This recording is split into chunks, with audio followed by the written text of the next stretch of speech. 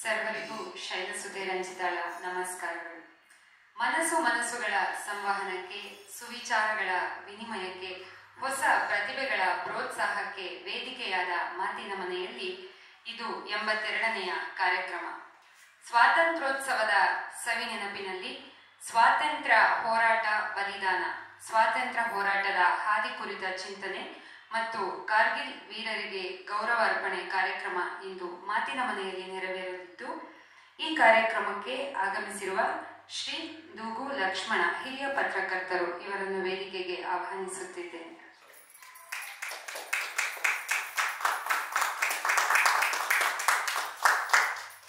ಹಾಗೆಯೇ ಈ ದಿನ ನಮ್ಮೊಂದಿಗಿರುವ ಕಾರ್ಗಿಲ್ ವೀರರಾದ ಕ್ಯಾಪ್ಟನ್ ನವೀನ್ ನಾಗಪ್ಪ ಅವರನ್ನು ಕೂಡ ವೇದಿಕೆಗೆ ಆಹ್ವಾನಿಸುತ್ತಿದ್ದೇನೆ.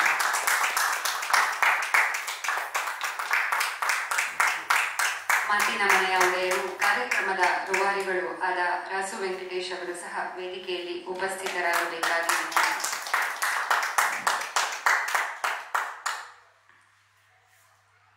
ಇದೀಗ ವೇದಿಕೆಯಲ್ಲಿ ಶ್ರೀಮತಿ ಇಂದು ಶ್ರೀನಿವಾಸನ್ ಇವರಿಂದ ಒಂದೇ ಮಾತರಂ. ವಂದೇ ಮಾತರಂ, ವಂದೇ ಮಾತರಂ, ಸುಜಲಾ ಸುಫಲಾ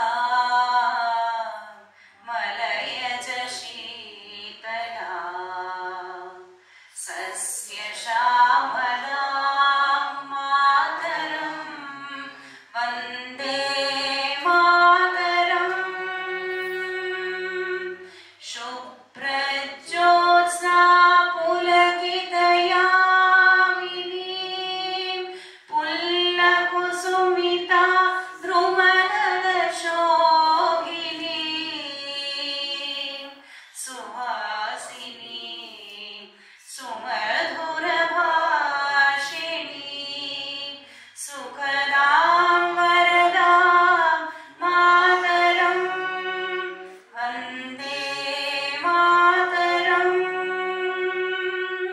ವಂದೇ ಮಾತರಂ.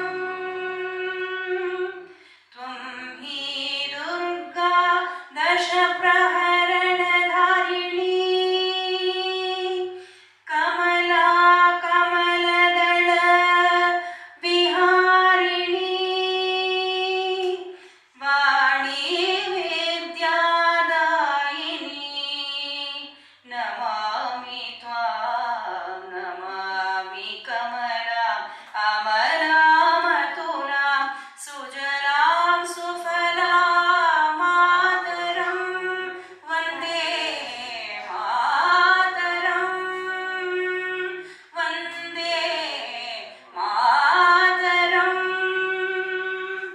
ಶ್ಯಾಮಲಾಂ ಸರಳಾಂ ಸುಖದಾಂ ಭೂಷಿತಾಂ ಧರಣೀಂ ಭರಣೀಂ ಮಾತರಂ, ವಂದೇ ಮಾತರಂ, ವಂದೇ ಮಾತರಂ, ವಂದೇ ಮಾತರಂ.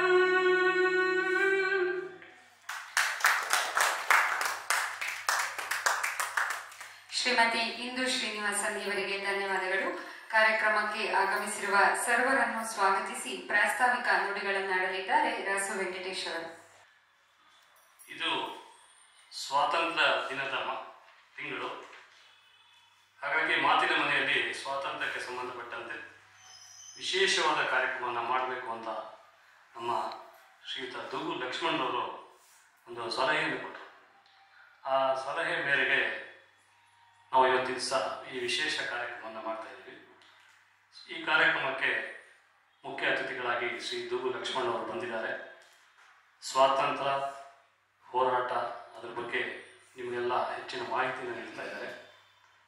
ಅವರಿಗೆ ನಿಮ್ಮೆಲ್ಲರ ಪರವಾಗಿ ಪ್ರೀತಿಯ ಸ್ವಾಗತವನ್ನು ಕೋರ್ತಾ ಇದ್ದಾರೆ.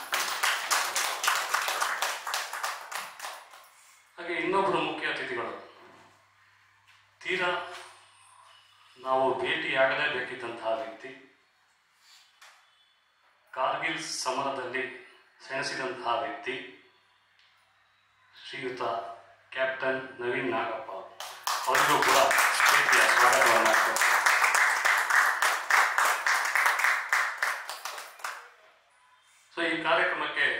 ನೀವೆಲ್ಲ ಬಂದಿದ್ದೀರಿ. ಸಾಮಾಜಿಕ ಜಾಲತಾಣದಲ್ಲಿ ನೇರ ಪ್ರಸಾರದಲ್ಲಿ ಕೂಡ ನೋಡ್ತಾ ಇದ್ದಾರೆ. ನಿಮ್ಮೆಲ್ಲರಿಗೂ ಮಾತಿನ ಮನೆಯ ಪರವಾಗಿ ಪ್ರೀತಿಯ ಸ್ವಾಗತವನ್ನು ಕೋರ್ತಾ ಇದ್ದೇನೆ.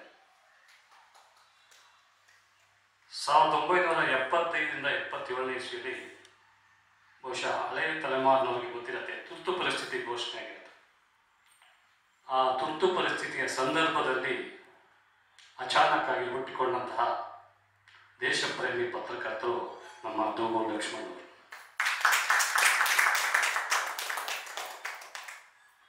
ಅಂದಿನ ಕ್ಲಿಷ್ಟ ಪರಿಸ್ಥಿತಿಯಲ್ಲಿ ತುರ್ತು ಪರಿಸ್ಥಿತಿಯ ವಿರುದ್ಧ ಜನರಲ್ಲಿ ಜಾಗೃತಿ ಮೂಡಿಸಲು ಶ್ರೀ ದೂಗು ಲಕ್ಷ್ಮಣ್ ಅವರು ಬಹಳ ಶ್ರಮಪಟ್ಟಿದ್ದರು. ಅಂದಿನಿಂದ ಹೊಸ ದಿಗಂತ ಪತ್ರಿಕೆಯ ಸುಮಾರು 3 ದಶಕಗಳ ಕಾಲ ಅವರು ಸಂಪಾದಕರ ಕೆಲಸ ಮಾಡಿದ್ದಾರೆ. ರಾಷ್ಟ್ರ ಪ್ರೇಮ ಅಂದರೆ ದೂಗು ಲಕ್ಷ್ಮಣ್ ಅನ್ನೋ ಒಂದು ಸಮೀಕರಣವನ್ನು ನಾವು ಹೇಳ್ಬೋದು. ಅಂತಹ ಒಬ್ಬ ದೇಶಪ್ರೇಮಿ ಪತ್ರಕರ್ತ ಇವತ್ತು ನಮ್ಮ ಜೊತೆ ಬಂದಿದ್ದಾರೆ. ಹಾಗೆ ಕ್ಯಾಪ್ಟನ್ ನವೀನ್ ನಾಗಪ್ಪ ಅವರು, ಇವರು ಭಾರತೀಯ ಸೇನೆಯ ಆಪರೇಷನ್ ವಿಜಯ್ನ ಒಂದು ಭಾಗವಾಗಿದ್ದರು. ಕಾರ್ಗಿಲ್ ಸೆಕ್ಟರ್ನಲ್ಲಿ ಆಯಕಟ್ಟಿನ ಸ್ಥಳವನ್ನು ವಶಪಡಿಸಿಕೊಳ್ಳುವ ಗುರಿಯನ್ನ ಹೊಂದಿದಂತಹ ಆ ತಂಡದಲ್ಲಿ ನಮ್ಮ ಕ್ಯಾಪ್ಟನ್ ನವೀನ್ ನಾಗಪ್ಪ ಅವರಿದ್ದರು. ಜೂನ್ 28, 1999 ಇವರು 13 JAK ಈ ಒಂದು ವಿಂಗ್ನ ಕಂಪನಿಯನ್ನ ಮುನ್ನಡೆಸ್ತಾರೆ. .5140 ಇಲ್ಲಿ ಪಾಕಿಸ್ತಾನ ಎಲ್ಲಿ ದಾಳಿ ಮಾಡಿತ್ತು ಆ ಒಂದು ಪಾಯಿಂಟ್ ಅನ್ನ ಒಳನುಗ್ಗಿ ಅವರು ಪಾಕಿಸ್ತಾನದ ವಶಪಡಿಸಿಕೊಂಡ ತಡೆಯುವುದರಲ್ಲಿ ನಮ್ಮ ಕ್ಯಾಪ್ಟನ್ ನವೀನ್ ನಾಗಪ್ಪ ಅವರ ತಂಡ ಸುಮಾರು ಶ್ರಮ ವಹಿಸಿದೆ. ಭಾರೀ ಫಿರಂಗಿ ಮತ್ತು ಸಣ್ಣ ಶಸ್ತ್ರಾಸ್ತ್ರಗಳ ಬೆಂಕಿಯ ಹೊರತಾಗಿಯೂ ಕ್ಯಾಪ್ಟನ್ ನಾಗಪ್ಪ ಮತ್ತು ಅವರ ತಂಡ ಕಡಿದಾದ ಕಲ್ಲಿನ ಭೂಪ್ರದೇಶವನ್ನು ಏರುತ್ತೆ. ತೀವ್ರವಾದ ಬೆಂಕಿ ಅಡಿಯಲ್ಲಿ ಮೇಲ್ಭಾಗವನ್ನು ತಲುಪತ್ತೆ. ಶತ್ರುಗಳನ್ನ ನಿಕಟ ಯುದ್ಧದಲ್ಲಿ ತೊಡಗಿಸಿಕೊಂಡಿದ್ದಂತಹ ಶತ್ರುಗಳನ್ನ ಯಾರು ಒಳನುಗ್ಗಿ ಬಂದಿದ್ರೋ ಅವನ್ನೆಲ್ಲವನ್ನ ಕೊಂದು ಪ್ರಮುಖ ಸ್ಥಳವನ್ನ ವಶಪಡಿಸಿಕೊಳ್ಳುವ ಒಂದು ಕಾರ್ಯದಲ್ಲಿ ನವೀನ್ ನಾಗಪ್ಪ ಅವರ ತಂಡ ಕೆಲಸ ಮಾಡಿದೆ. ಈ .5140 5140 ಆ ಪಾಯಿಂಟ್ ಇದೆ. ಆ ಗುರಿಯನ್ನ ಭದ್ರಪಡಿಸುವಲ್ಲಿ ಪ್ರಮುಖ ಪಾತ್ರ ವಹಿಸಿದವರು ನಮ್ಮ ಕ್ಯಾಪ್ಟನ್ ನವೀನ್ ನಾಗಪ್ಪ ಅವರು. ಕ್ಯಾಪ್ಟನ್ ನಾಗಪ್ಪ ಅವರ ಬಗ್ಗೆ ಕೆಲವು ಕುತೂಹಲಕಾರಿ ಅಂಶಗಳಿದೆ. ನಮಗೆ ಖುಷಿಯಾಗುವಂಥ ಅಂಶ ಏನಂದರೆ ಕ್ಯಾಪ್ಟನ್ ನವೀನ್ ನಾಗಪ್ಪ ಅವರು ನಮ್ಮ ಕನ್ನಡಿಗರು, ಕರ್ನಾಟಕದವರು ಅನ್ನೋದು ಹೆಮ್ಮೆ ಪಡಿಸಿಕೊಂಡ ವಿಷಯ. ಎರಡನೇ ವಿಷಯ, ಅವರು ಕೃಷಿಕ ಸಮುದಾಯದಿಂದ ಬಂದವರು. ಅಂದರೆ ಅವರ ಹಿರಿಯರು ಕೃಷಿ ಕಾಯಕದಲ್ಲಿ ಮಾಡ್ಕೊಂಡಿದ್ದಂಥವರು. ಅಂತಹ ಮನೆಯಿಂದ ಬಂದಂಥ ಕ್ಯಾಪ್ಟನ್ ನಾಗಪ್ಪ ಅವರು ನಮ್ಮ ದೇಶದ ಸೇನೆಯನ್ನು ಸೇರಿ ಕಾರ್ಗಿಲ್ ಸಂದರ್ಭದಲ್ಲಿ ಗುರುತರವಾದ ಪಾತ್ರವನ್ನು ವಹಿಸಿದ್ರು ಅನ್ನೋದು ನಮ್ಮೆಲ್ಲರೂ ಹೆಮ್ಮೆಯ ವಿಷಯ. ಇವರು ಭಾರತೀಯ ಸೇನೆಗೆ ಸೇರಿದ್ದು 1995ರಲ್ಲಿ. ಕಾರ್ಗಿಲ್ ಯುದ್ಧ ಏನು ನಡೀತು ಆಗ ಇವರಿಗೆ 25 ವರ್ಷ ಅಷ್ಟೇ. ಇವತ್ತಿಗೆ ಕಾರ್ಗಿಲ್ ಯುದ್ಧವಾಗಿ 25 ವರ್ಷಗಳಾಗಿದೆ. ಇನ್ನು ಅರ್ಧ ಶತಮಾನದ ಅಂಚಿನಲ್ಲಿ ನಮ್ಮ ಕ್ಯಾಪ್ಟನ್ ನವೀನ್ ನಾಗಪ್ಪ ಅವರಿದ್ದಾರೆ. ಅವರಿಗೆ ಪ್ರೀತಿಯ ಸ್ವಾಗತವನ್ನು ಮತ್ತೊಮ್ಮೆ ಕೋರ್ತಾರೆ.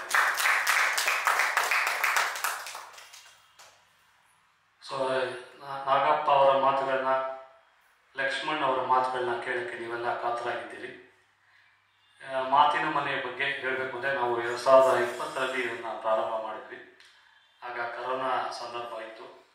ಹಾಗಾಗಿ ಒಂದು 4-5 ತಿಂಗಳ ಕಾಲ ಕಾರ್ಯಕ್ರಮ ಮಾಡೋಕ್ಕಾಗಲಿಲ್ಲ. ಬಹುಶಃ ಜುಲೈ ಆಗಸ್ಟ್ನಲ್ಲಿ ನಾವು ಕಾರ್ಯಕ್ರಮ ಶುರು ಮಾಡಿದ್ವಿ. ಅಲ್ಲಿಂದ ಇಲ್ಲಿಗೆ 4 ವರ್ಷ 5 ತಿಂಗಳಾಗಿದೆ. ಅದರಲ್ಲಿ 8 ತಿಂಗಳು ಕಾರ್ಯಕ್ರಮ ಮಾಡೋಕ್ಕಾಗಿಲ್ಲ. ಈಗಿದ್ದು ನಾವು 82 ಕಾರ್ಯಕ್ರಮಗಳನ್ನ ಮಾಡಿದ್ದೀವಿ ಅಂತ ಹೇಳ್ಕೊಳ್ಳಿಕ್ಕೆ ಖುಷಿ ಆಗ್ತಾ ಇದೆ. ಮುಂದಿನ ತಿಂಗಳು ಈಗಾಗಲೇ 3 ಕಾರ್ಯಕ್ರಮಗಳು ನಮ್ಮ ಮಾತಿನ ಮನೆಯಲ್ಲಿ ನಿಗದಿಯಾಗಿದೆ ಅಂತ ಹೇಳಲಿಕ್ಕೆ ಸಂತೋಷ ಪಡ್ತೀನಿ.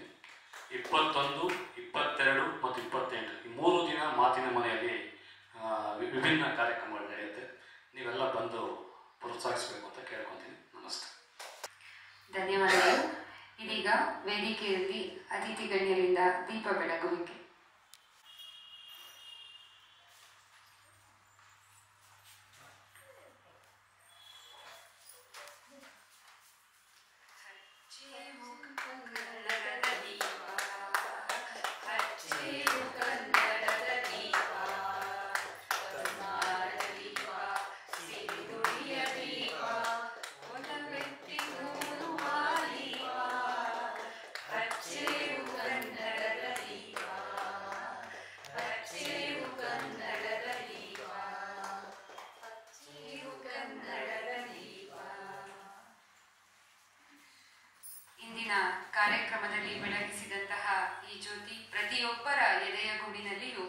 ದೇಶಪ್ರೇಮ ಮತ್ತು ಸಮರ್ಪಣಾ ಮನೋಭಾವದ ಬೆಳಕನ್ನು ಹೊತ್ತಿಸಲಿ ಎಂಬ ಆಶಯದೊಂದಿಗೆ ಅತಿಥಿ ಗಣ್ಯರೆಲ್ಲರಿಗೂ ಕೂಡ ಧನ್ಯವಾದಗಳನ್ನು ಸಲ್ಲಿಸುತ್ತಿದ್ದೇನೆ.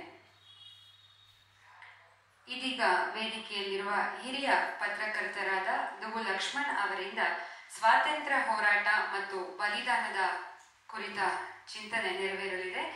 ದುಗು ಲಕ್ಷ್ಮಣ್ ಅವರು ಶೃಂಗೇರಿ ತಾಲೂಕಿನ ಮೇಗೂರಿನವರು. ಶಿವಮೊಗ್ಗದ ಟಿವಿಎಸ್ ಕಾಲೇಜಿನಲ್ಲಿ ವಿಜ್ಞಾನ ಪದವೀಧರರಾದ ಇವರು ಪತ್ರಿಕೋದ್ಯಮವನ್ನ ನಿರ್ವಹಿಸಿ ಹಿರಿಯ ಪತ್ರಕರ್ತರಾಗಿ ಕರ್ನಾಟಕದ ಪ್ರತಿಯೊಬ್ಬರಿಗೂ ಕೂಡ ಚಿರಪರಿಚಿತರಾಗಿದ್ದಾರೆ. ಹೊಸ ದಿಗಂತದಲ್ಲಿ ಪ್ರತಿ ಸೋಮವಾರ ಇವರ ನೇರ ನೋಟ ಅಂಕಣ ಪ್ರಕಟವಾಗುತ್ತಿದೆ. ಇವರ ಅಂಕಣಗಳಲ್ಲಿ ನಾವು ದೇಶಭಕ್ತಿ ಮತ್ತು ರಾಷ್ಟ್ರೀಯತೆಯ ಅಂಶಗಳನ್ನು ಮುಖ್ಯವಾಗಿ ಕಾಣಬಹುದು. ಇವರು ಕಾರ್ಗಿಲ್ ಕಂಪನ ಮತ್ತು RSS ಪ್ರಚಾರಕ ಸುಬ್ಬು ಶ್ರೀನಿವಾಸ್ ಅವರ ಕುರಿತ ಘೋಷ ತಪಸ್ವಿ ಪುಸ್ತಕವನ್ನು ಕೂಡ ಬರೆದಿದ್ದಾರೆ.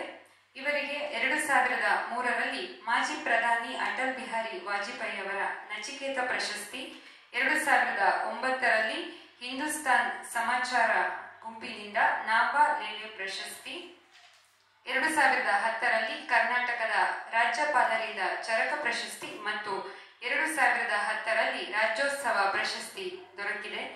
ಅನೇಕ ಸಾಮಾಜಿಕ ಸಂಸ್ಥೆಗಳು ಇವರಿಗೆ ನೀಡಲಾದ ಉತ್ಕೃಷ್ಟ ಗೌರವ ಸರಮಾಲೆಗಳು ಇವರು ಪತ್ರಿಕೋದ್ಯಮ ಕ್ಷೇತ್ರಕ್ಕೆ ನೀಡಿರುವ ಕೊಡುಗೆಯನ್ನು ಸಾರುತ್ತವೆ. ಇದೀಗ ವೇದಿಕೆಯಲ್ಲಿ ದುಗು ಲಕ್ಷ್ಮಣ್ ಅವರಿಂದ ಸ್ವಾತಂತ್ರ್ಯ ಹೋರಾಟ ಮತ್ತು ಬಲಿದಾನದ ಕುರಿತಾದ ಚಿಂತನೆ. ಮಾತಿನ ಮನೆಯ ಕಾರ್ಯಕ್ರಮದಲ್ಲಿ ಭಾಗವಹಿಸಿದಂತ ಎಲ್ಲರಿಗೂ ಆತ್ಮೀಯ ವಂದನೆಗಳು. ವೇದಿಕೆಯಲ್ಲಿರುವಂತ ಕ್ಯಾಪ್ಟನ್ ನವೀನ್ ನಾಗಪ್ಪನವರೇ ಹಾಗೂ ರಾಸು ವೆಂಕಟೇಶ್ ಅವರೇ, ಆಗಸ್ಟ್ ತಿಂಗಳು ಬಂತು ಅಂದ್ರೆ ನಮ್ಗೆಲ್ರಿಗೂ ಕೂಡ ನಮ್ಮ ಸ್ವಾತಂತ್ರ್ಯದ ಒಂದು ನೆನಪಾಗಬೇಕು. ನಮ್ಮ ದೇಶಕ್ಕೆ 1947 ಆಗಸ್ಟ್ 15 ಸ್ವಾತಂತ್ರ್ಯ ಬಂತು ಅಂತ ನಾವು ಪಠ್ಯ ಪುಸ್ತಕಗಳಲ್ಲಿ ಓದ್ತಾ ಬಂದಿದ್ದೀವಿ. ಸ್ವಾತಂತ್ರ್ಯ ಅಂದ್ರೆ ಏನು ಅನ್ನೋದ್ರ ಬಗ್ಗೆ ಒಂದು ಸರಿ ನಾವು ಯೋಚನೆ ಮಾಡಿದಾಗ ನಮಗೆ ಆ ಸ್ವಾತಂತ್ರ್ಯದ ಕಲ್ಪನೆ ಬರ್ಬಹುದೇನೋ. ಯಾವ ರೀತಿ ನಮ್ಮ ಜೀವಕ್ಕೆ ಪ್ರಾಣವಾಯು ಹೇಗೆ ಮುಖ್ಯನೋ ನಾವು ಒಂದು ಕ್ಷಣ ಯೋಚನೆ ಮಾಡೋಣ. ನಮ್ಮ ಶರೀರದಲ್ಲಿ ಅಕಸ್ಮಾತ್ ಉಸಿರು ನಿಂತು ಹೋದ್ರೆ ಏನಾಗ್ಬಹುದು ಅಂತ ಯೋಚನೆ ಮಾಡ್ಬೋದು. ಆದ್ರೆ ಏನಾಗ್ಬೋದು ಅಂತ ಹೇಳಕ್ ಆಗಲ್ಲ. ನಮ್ಗೆ ನಿಂತು ಹೋದ್ರೆ ಆಗ ನಮ್ಮ ಶರೀರ ಬಿಡುಗಡೆ ಆಗುತ್ತೆ, ಮುಕ್ತಿ ಹೊಂದುತ್ತೆ. ಹಾಗೆ ಮನುಷ್ಯನಿಗೆ ಎಷ್ಟು ಈ ಉಸಿರು ಅಷ್ಟು ಮುಖ್ಯವೋ ಅದೇ ತರ ಸ್ವಾತಂತ್ರ್ಯ ಕೂಡ ಪ್ರತಿಯೊಂದು ದೇಶಕ್ಕೆ ಬಹಳ ಮುಖ್ಯ. ತಾಯಿಯ ಗರ್ಭದಿಂದ 9 ತಿಂಗಳಾದ ನಂತರ ಮಗು ಹೊರಗೆ ಬರುತ್ತೆ. ಅದು ಜಗತ್ತನ್ನ ನೋಡ್ಬೇಕು ಅಂತ ಬಯಸುತ್ತೆ. ತಾಯಿಯ ಗರ್ಭದಲ್ಲೇ ಇರೋದಿಲ್ಲ, 9 ತಿಂಗಳು ಮಾತ್ರ ಇರೋದು, ಆಮೇಲೆ ಹೊರಗೆ ಬರುತ್ತೆ ಅದು. ಹಾಗೇನೆ ಮಕ್ಕಳು ಸ್ವಲ್ಪ ಬೆಳೆದು ದೊಡ್ಡವರಾದ್ಮೇಲೆ ಅವರಿಗೆ ಸ್ವಾತಂತ್ರ್ಯ ಬೇಕು ಅಂತ ಅನ್ಸುತ್ತೆ. ಅವರು ಸ್ವತಂತ್ರವಾಗಿ ಬದುಕಬೇಕು ಅಂತ ಯೋಚನೆ ಮಾಡ್ತಾರೆ. ಈಗಂತೂ ಬೇರೆ ಬೇರೆ ಮನೆಗಳನ್ನು ಮಾಡ್ತಾರೆ. ಅಮೆರಿಕದಲ್ಲಿ 16 ವರ್ಷ ಆದ ನಂತರ ಮಕ್ಕಳು ತಂದೆ ತಾಯಿ ಜೊತೆಗೆ ಇರೋದೇ ಇಲ್ಲ, ಅವರು ಸ್ವತಂತ್ರ ಆಗ್ತಾರೆ. ಹೀಗೆ ಒಂದು ರೀತಿಯ ಸ್ವಾತಂತ್ರ್ಯವನ್ನ ಎಲ್ಲರೂ ಬಯಸ್ತಾರೆ. ಪ್ರಕೃತಿ ಕೂಡ ಹಾಗೆ. ನೀವು ಪ್ರಕೃತಿನೇನಾದ್ರೂ ಅದಕ್ಕೆ ಬಲಾತ್ಕಾರ ಮಾಡಿದ್ರೆ ಅದು ತಿರುಗಿ ಬೀಳುತ್ತೆ, ಅದು ಸ್ವಾತಂತ್ರ್ಯವನ್ನ ಬಯಸುತ್ತೆ ಅನ್ನೋದಕ್ಕೆ ಅನೇಕ ಉದಾಹರಣೆಗಳು, ಇತ್ತೀಚಿನ ಉದಾಹರಣೆಗಳು ಕೂಡ ಇದೆ. ವಯನಾಡ್ ಅನ್ನುವಂತ ಕೇರಳದ ಒಂದು ಪ್ರದೇಶದಲ್ಲಿ ಇತ್ತೀಚೆಗೆ ಇದ್ದಕ್ಕಿದ್ದ ಹಾಗೆ ಅಲ್ಲಿಯ ದೊಡ್ಡ ಗುಡ್ಡ ಎಲ್ಲ ಜರಿದು ಪ್ರವಾಹ ಬಂದು ಮನೆಗಳು ಕೊಚ್ಕೊಂಡು ಹೋಯ್ತು. 100 ಜನ ಅವ್ರು ಎಲ್ಲಿದ್ದಾರೆ ಅಂತಾನೆ ಗೊತ್ತಾಗ್ಲಿಲ್ಲ, ಆ ರೀತಿ ಆಯ್ತು. ಕಾರಣ ಏನಂದ್ರೆ ಪ್ರಕೃತಿಯ ಮೇಲೆ ನಡೆದಂತ ಅತ್ಯಾಚಾರಗಳಲ್ಲಿ. ಹಾಗೆ ನಾವು ಯಾವುದೋ ಒಂದು ಡ್ಯಾಮ್ ಕಟ್ತೀವಿ, ಇನ್ನೇನೋ ಪ್ರಕೃತಿಯ ಒಂದು ನದಿಯನ್ನು ತಿರುಗಿಸೋಕೆ ಹೋಗ್ತೀವಿ, ಹಾಗೆಲ್ಲ ಪ್ರಕೃತಿ ಅದನ್ನ ಸಹಿಸೋದಿಲ್ಲ. ಅಂದ್ರೆ ಪ್ರಕೃತಿಗೂ ಕೂಡ ಸ್ವಾತಂತ್ರ್ಯ ಬೇಕು. ಹಾಗಾಗಿ ಅನೇಕ ಸರಿ ಈ ಚಂಡಮಾರುತ, ಮೇಘಸ್ಫೋಟ, ಇನ್ಯಾವುದೋ ಲ್ಯಾಂಡ್ ಸ್ಲೈಡ್ ಇದೆಲ್ಲ ನಡೀತಾನೆ ಇರುತ್ತೆ. ಅಂದ್ರೆ ಸ್ವಾತಂತ್ರ್ಯ ಬಹಳ ಮುಖ್ಯ. ಹಾಗೇನೆ ಒಂದು ದೇಶದ ಸ್ವಾತಂತ್ರ್ಯ ಕೂಡ ಅಷ್ಟೇ ಮುಖ್ಯವಾಗಿತ್ತು. ಪ್ರತಿಯೊಂದು ದೇಶಕ್ಕೂ ಅದರದ್ದೇ ಆದ ಸ್ವಾತಂತ್ರ್ಯ ಬೇಕೇ ಬೇಕು. ಭಾರತದ ಮೇಲೆ ನಮಗೆ ಗೊತ್ತಿರುವ ಹಾಗೆ ಅನೇಕರ ದಾಳಿಗಳಾಯ್ತು. ಇಲ್ಲಿಯ ಸ್ವಾತಂತ್ರ್ಯವನ್ನ ಕಸಿದುಕೊಳ್ಳುವಂತಹ ಒಂದು ಪ್ರಯತ್ನ ನಡೀತು. ಹಾಗೆ ಇತ್ತೀಚೆಗೆ ಅಂದ್ರೆ 1947ರಲ್ಲಿ ನಮಗೆ ಸ್ವಾತಂತ್ರ್ಯ ಬಂತು ಅಂತ ಏನ್ ಹೇಳ್ತೀವಿ, ಅದಕ್ಕೆ ಮುಂಚೆ 200 ವರ್ಷಗಳ ಕಾಲ ಬ್ರಿಟಿಷ್ನವರ ಒಂದು ಆಡಳಿತ ಇತ್ತು, ಒಂದು ಪರಕೀಯ ಆಡಳಿತ. ನಮ್ಮ ದೇಶದ ಸ್ವಾತಂತ್ರ್ಯವನ್ನ ಕಸಿದು ಅವರಿಗೆ ಆಡಳಿತವನ್ನು ನಡೆಸ ನಡೆಸ್ತಾ ಇದ್ರು. ತುಂಬಾ ಜನ ಬ್ರಿಟಿಷ್ನವರ ಆಡಳಿತ ಬಹಳ ಚೆನ್ನಾಗಿತ್ತು, ಆಗಿನ ಕಾಲವೇ ಚೆನ್ನಾಗಿತ್ತು ಅಂತ ಹೇಳೋರು ಈಗಲೂ ಕೆಲವರು ಸಿಗ್ತಾರೆ. ಆದ್ರೆ ಏನೇ ಚೆನ್ನಾಗಿದ್ರು ಕೂಡ ಆಗ ಸ್ವಾತಂತ್ರ್ಯ ಇರ್ಲಿಲ್ಲ ಅನ್ನೋದು ಬಹಳ ಮುಖ್ಯ. ಸ್ವಾತಂತ್ರ್ಯ ಇರ್ಲಿಲ್ಲ ಆಗ. ಅವ್ರು ಹೇಳಿದಾಗ ಕೇಳ್ಬೇಕಾಗಿತ್ತು, ಬ್ರಿಟಿಷ್ನವ್ರು ಹೇಳಿದಾಗ ಕೇಳ್ಬೇಕಾಗಿತ್ತು. ಅದಕ್ಕೋಸ್ಕರನೇ ನಮ್ಮ ದೇಶದಲ್ಲಿ ಸ್ವಾತಂತ್ರ್ಯ ಪಡೆಯೋದಕ್ಕೋಸ್ಕರ ದೊಡ್ಡ ಹೋರಾಟ ನಡೀತು. ಬಹಳ ದೊಡ್ಡ ಹೋರಾಟ ಆಯ್ತು, ಬಲಿದಾನ ಆಯ್ತು. ಅನೇಕರ ಸಾಹಸ, ತ್ಯಾಗ, ಬಲಿದಾನಗಳಿಂದ ನಮಗೆ ಇವತ್ತು ನಾವೇನು ಉಸಿರಾಡ್ತಾ ಇದ್ದೀವಿ ಆ ಸ್ವಾತಂತ್ರ್ಯ ಸಿಕ್ಕಿದೆ. ನಮ್ಮ ಪಠ್ಯ ಪುಸ್ತಕಗಳಲ್ಲಿ ನಾವು ಅನೇಕ ವರ್ಷಗಳಿಂದ ಸ್ವಾತಂತ್ರ್ಯ ಬಂದ ನಂತರದಿಂದ ಮಕ್ಕಳಿಗೆ ನಾವು ಕಲಿಸ್ತಾ ಇರೋದೇನೆಂದ್ರೆ, ನಮ್ಮ ದೇಶಕ್ಕೆ ಸ್ವಾತಂತ್ರ್ಯ ತಂದುಕೊಟ್ಟವರು ಪಂಡಿತ್ ಜವಾಹರ್ಲಾಲ್ ನೆಹರು, ಮಹಾತ್ಮ ಗಾಂಧಿ, ಮೌಲಾನಾ ಅಬುಲ್ ಕಲಾಂ ಆಜಾದ್, ಹೀಗೆ ಒಂದಷ್ಟು ಹೆಸರುಗಳು ಮಾತ್ರ ಬರುತ್ತೆ. ಅದರಲ್ಲಿ ಬೇರೆ ಯಾರ ಹೆಸರು ಕೂಡ ಬರೋದಿಲ್ಲ. ಹಾಗಾದ್ರೆ ಸ್ವಾತಂತ್ರ್ಯಕ್ಕೆ ಹೋರಾಡಿದ್ದು ಬರೀ ನೆಹರು, ಗಾಂಧಿ ಇವರು ಮಾತ್ರನಾ ಅಂತ ನಾವು ಗಂಭೀರವಾಗಿ ಯೋಚನೆ ಮಾಡಬೇಕಾಗಿದೆ. ಅವ್ರು ಮಾತ್ರ ಹೋರಾಟ ಮಾಡಿದ್ರ?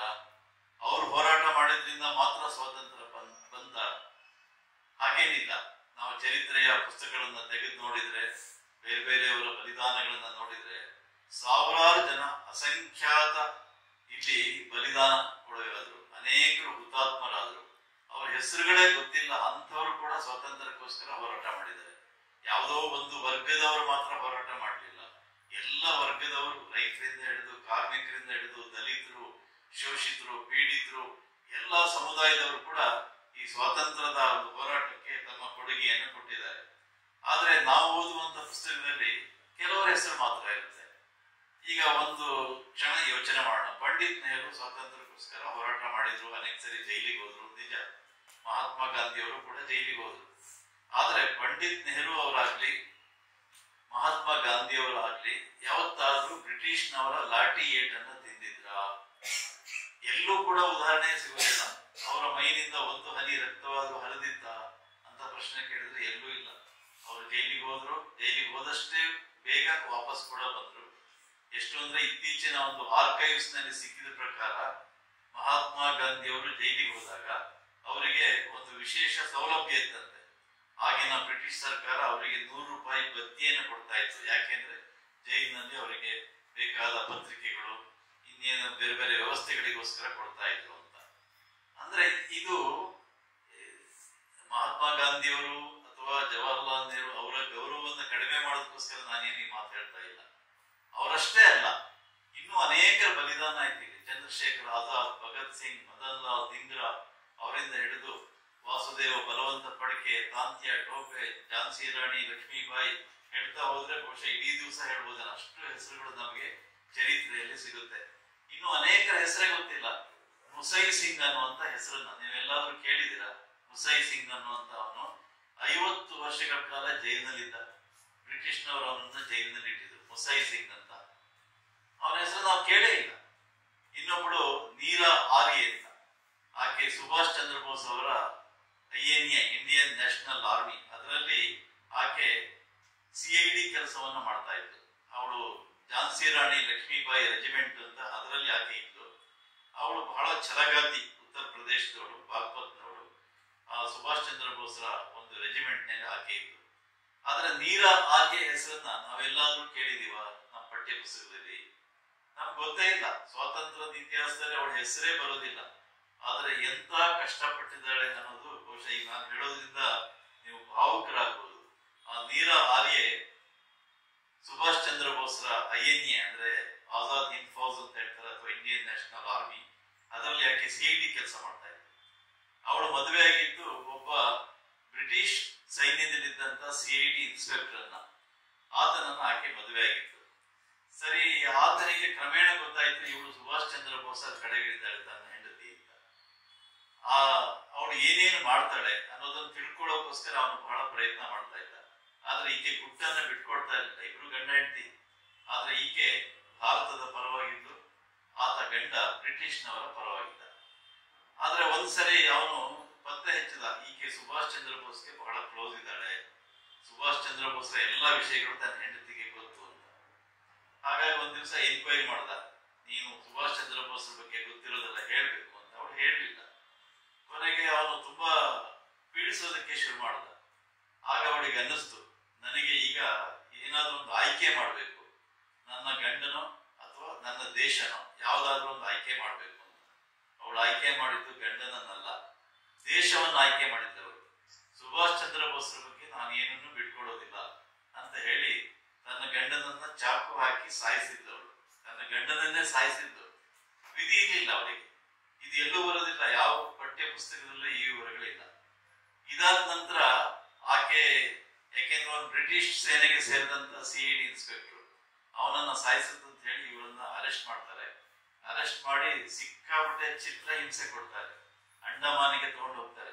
ಅಂಡಮಾನಿಗೆ ತಗೊಂಡು ಹೋದಾಗ ರಾತ್ರಿ ಸಮಯ ಅಲ್ಲಿನ ಜೈಲರ್ ಆಕೆಗೆ ಏನನ್ನು ಬಟ್ಟೆಯನ್ನು ಕೊಡದೆ ಒಂದು ಕಡೆ ಮಲಗಿಸಿದ್ದ. ಆಮೇಲೆ ಬೆಳಗಾಗುವಷ್ಟೊತ್ತಿಗೆ ಎಬ್ಬಿಸ್ಬಿಟ್ಟು, ಹೇಳು ಸುಭಾಷ್ ಚಂದ್ರ ಬೋಸ್ ಎಲ್ಲಿದ್ದಾರೆ ಹೇಳು. ಇವಳು, ಇಲ್ಲ ನನಗೆ ಗೊತ್ತಿಲ್ಲ ಸುಭಾಷ್ ಚಂದ್ರ ಬೋಸ್, ನಿಮಗೆ ಗೊತ್ತಿರ್ಬೇಕು ಅಂತ ಕಾಣುತ್ತೆ ಅಂತ ಹೇಳಿದ್ರು. ಇಲ್ಲ ಇಲ್ಲ ನಿನಗೆ ಗೊತ್ತಿದೆ, ಹೇಳ್ಬೇಕು ನೀನು ಅಂತ ಹೇಳಿ ಸಿಕ್ಕಾಪಟ್ಟೆ ಚಡಿ ಏಟನ್ನ ಬಾರಿಸಿದ್ರು. ಆದ್ರೆ ಆಕೆ ಬಾಯ್ ಬಿಡ್ಲಿಲ್ಲ. ಕೊನೆಗೆ ಅವಳಿಗೂ ಕೂಡ ಸಿಟ್ಟು ತಡ್ಕೊಳಕ್ ಆಗ್ಲಿಲ್ಲ. ಅವಳು ಹೇಳಿದ್ದು, ಹೌದು ಸುಭಾಷ್ ಚಂದ್ರ ಬೋಸ್ ಗೊತ್ತು ನನಗೆ, ಅವರು ಇಲ್ಲೇ ಇದ್ದಾರೆ, ನನ್ನ ಹೃದಯದಲ್ಲಿ ಇದ್ದಾರೆ ಅಂತ ಹೇಳಿದ್ರು. ಆಗ ಜೈಲರು ಅವಳ ಬಟ್ಟೆಯನ್ನೆಲ್ಲ ಹರಿದು ಹಾಕಿದ. ಅವಳು ತೊಟ್ಟಂತ ಬಟ್ಟೆಯನ್ನು ಹರಿದು ಹಾಕಿದ. ಈ ಹೃದಯದೊಳಗಿರೋ ಸುಭಾಷ್ ಚಂದ್ರ ಬೋಸನ್ನ ಹೊರಗೆ ತೆಗಿತೀವಿ ನೋಡ್ತಾ ಇರೋ ಅಂತ ಹೇಳಿ ಒಂದು ದೊಡ್ಡ ಕತ್ರಿಯನ್ನ ತಂದ್ರು. ಅದು ಬಹಳ ಮೊಂಡಾಗಿತ್ತು. ಆ ಕತ್ರಿಯನ್ನ ತಂದು ಅವಳ ಸ್ತನವನ್ನ ಕತ್ತರಿಸೋಕೆ ಶುರು ಮಾಡಿದ್ರು. ಇದು ನಿಜವಾಗಿ ನಡೆದಂತ ಘಟನೆಗಳು, ಇತಿಹಾಸದಲ್ಲಿ ಎಲ್ಲೂ ದಾಖಲೆ ಆಗಿಲ್ಲ. ಆದ್ರೆ ಆರ್ಕೈವ್ಸ್ ಹೋದ್ರೆ ಇದು ಸಿಗುತ್ತೆ. ಆದ್ರೂ ಕೂಡ ಅವ್ರು ತಡ್ಕೊಂಡಿದ್ದು, ರಕ್ತ ಹರಿತಾ ಇತ್ತು, ಚೀಲ್ತಾ ಇತ್ತು, ಆದ್ರೂ ಅವ್ರು ಬಿಡ್ಲಿಲ್ಲ ಬ್ರಿಟಿಷ್ನವರು. ಹೀಗೆ ಇಷ್ಟೊಂದು ಚಿತ್ರಹಿಂಸೆಯನ್ನ ಆಕೆ ಕೊಟ್ರು. ಆದ್ರೆ ಆಶ್ಚರ್ಯ ಅಂದ್ರೆ ಈ ನೀರಾ ಆರ್ಯೆ 1996 ಬದುಕಿದ್ದು.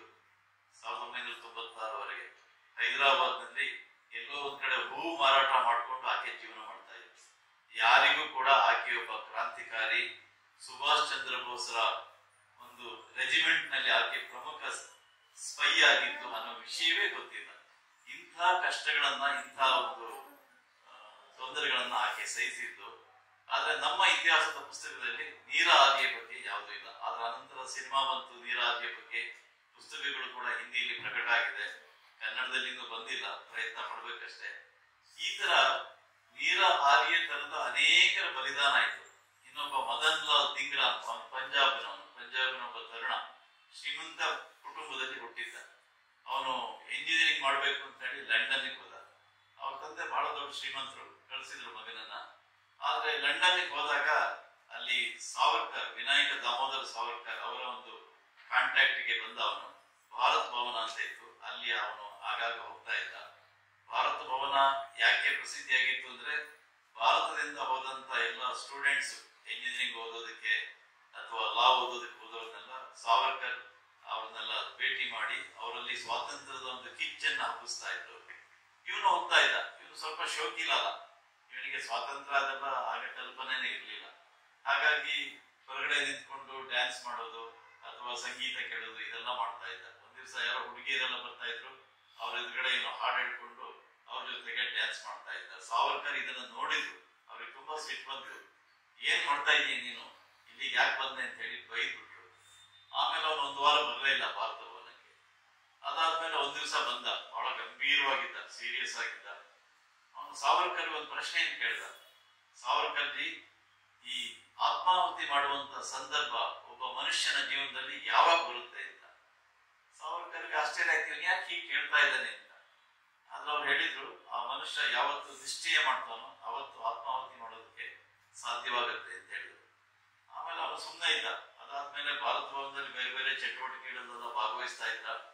ಒಂದು ದಿವಸ ಅಲ್ಲಿ ಆ ಭಾರತ ಭವನದ ಮಹಡಿ ಮೇಲೆ ಒಂದು ಬಾಂಬ್ ಅನ್ನು ತಯಾರು ಮಾಡಬೇಕು ಅಂತ ಹೇಳಿ ಆಸಿಡ್ ಅನ್ನ ಕುದಿಸ್ತಾ ಇದ್ರು. ಅದು ಪಾತ್ರೆಯಲ್ಲಿ ಕುದೀತಾ ಇತ್ತು. ಅದರ ಮ್ಯಾಕ್ಸಿಮಮ್ ಟೆಂಪರೇಚರ್ ರೀಚ್ ಆಗುವ ಸ್ಥಿತಿಯಲ್ಲಿತ್ತು. ಇದನ್ನ ಸಾವರ್ಕರ್ ನೋಡಿರ್ಲಿಲ್ಲ, ಅವ್ರಿನ್ನೇನೋ ಮಾಡ್ತಾ ಇದ್ರು ಕೆಲಸ. ಇವನು ನೋಡ್ದ, ದಿಂಗ್ರಾ ನೋಡ್ದ ಅದನ್ನ. ಅಲ್ಲಿ ಎಲ್ಲೂ ಹತ್ರದಲ್ಲಿ ಇಕ್ಕಳ ಯಾವುದೂ ಇರ್ಲಿಲ್ಲ. ಸಾವರ್ಕರ್ಗೂ ಗೊತ್ತಾಯ್ತು. ತಕ್ಷಣ ಓಡ್ ಬಂದ್ರು, ಏನಾದ್ರು ಮಾಡಿ ಇದನ್ನ ಪಾತ್ರೆಯನ್ನು ಕೆಳಗೆ ಇಳಿಸ್ಬೇಕು ಅಂತ ಪ್ರಯತ್ನ ಮಾಡ್ತಾ ಇದ್ರು. ಆದ್ರೆ ದಿಂಗ್ರಾ ಹೋಗಿ ಬರೇ ಕೈಯಲ್ಲಿ ಆ ಪಾತ್ರೆಯನ್ನು ಕೆಳಗಡೆ ಇಳಿಸ್ದ. ಅವನ ಕೈಯೆಲ್ಲ ಸೀದೋಯ್ತು. ಆದ್ರೆ ಅವನೇನು ತೃಪ್ತಿಗೇಳಿಲ್ಲ. ಹೀಗೆ ಅವನು ದಿಂಗ್ರಾ ಇಷ್ಟೊಂದು ಸಾಹಸದ ವ್ಯಕ್ತಿ ಅಂತ ಸಾವರ್ಕರ್ಗೆ ಅವಾಗ ಗೊತ್ತಾಯ್ತು.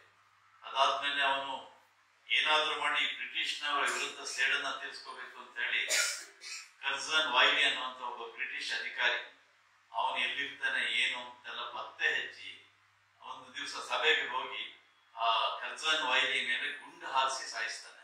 ನೇರವಾಗಿ ಗುಂಡು ಹಾರಿಸಿ ಸಾಯಿಸ್ತಾನೆ. ಕರ್ಜನ್ ವೈಲಿ ಅಲ್ಲೇ ಸತ್ತು ಕೆಳಗೆ ಬಿದ್ದ. ಆನಂತರ ಇವನು ಅಲ್ಲೇ ನಿಂತಿದ್ದ. ತಕ್ಷಣ ಪೊಲೀಸ್ ಎಲ್ಲ ಬಂದ್ರು, ಓಡ್ ಬಂದ್ರು. ಇವನನ್ನ ಹಿಡ್ಕೊಂಡ್ರು. ಇವನ ಟೆಂಪರೇಚರ್ ಎಷ್ಟಿದೆ ಅಂತ ನೋಡೋದಕ್ಕೆ ಪ್ರಯತ್ನ ಪಟ್ರು. ಆಗ ದಿಂಗ್ರೆ ಹೇಳಿದಂತೆ, ನನ್ನ ಟೆಂಪರೇಚರ್ ಸರಿಯಾಗಿದೆ, ನಾರ್ಮಲ್ ಆಗಿದೆ, ನಿಮ್ದನ್ನ ನೋಡ್ಕೊಳ್ಳಿ, ಯಾಕೆಂದ್ರೆ ಅವರೆಲ್ಲ ಗಾಬರಿ ಆಗ್ಬಿಟ್ಟಿದ್ರು. ಇವನು ಬಹಳ ಸಹಜವಾಗಿದ್ದ.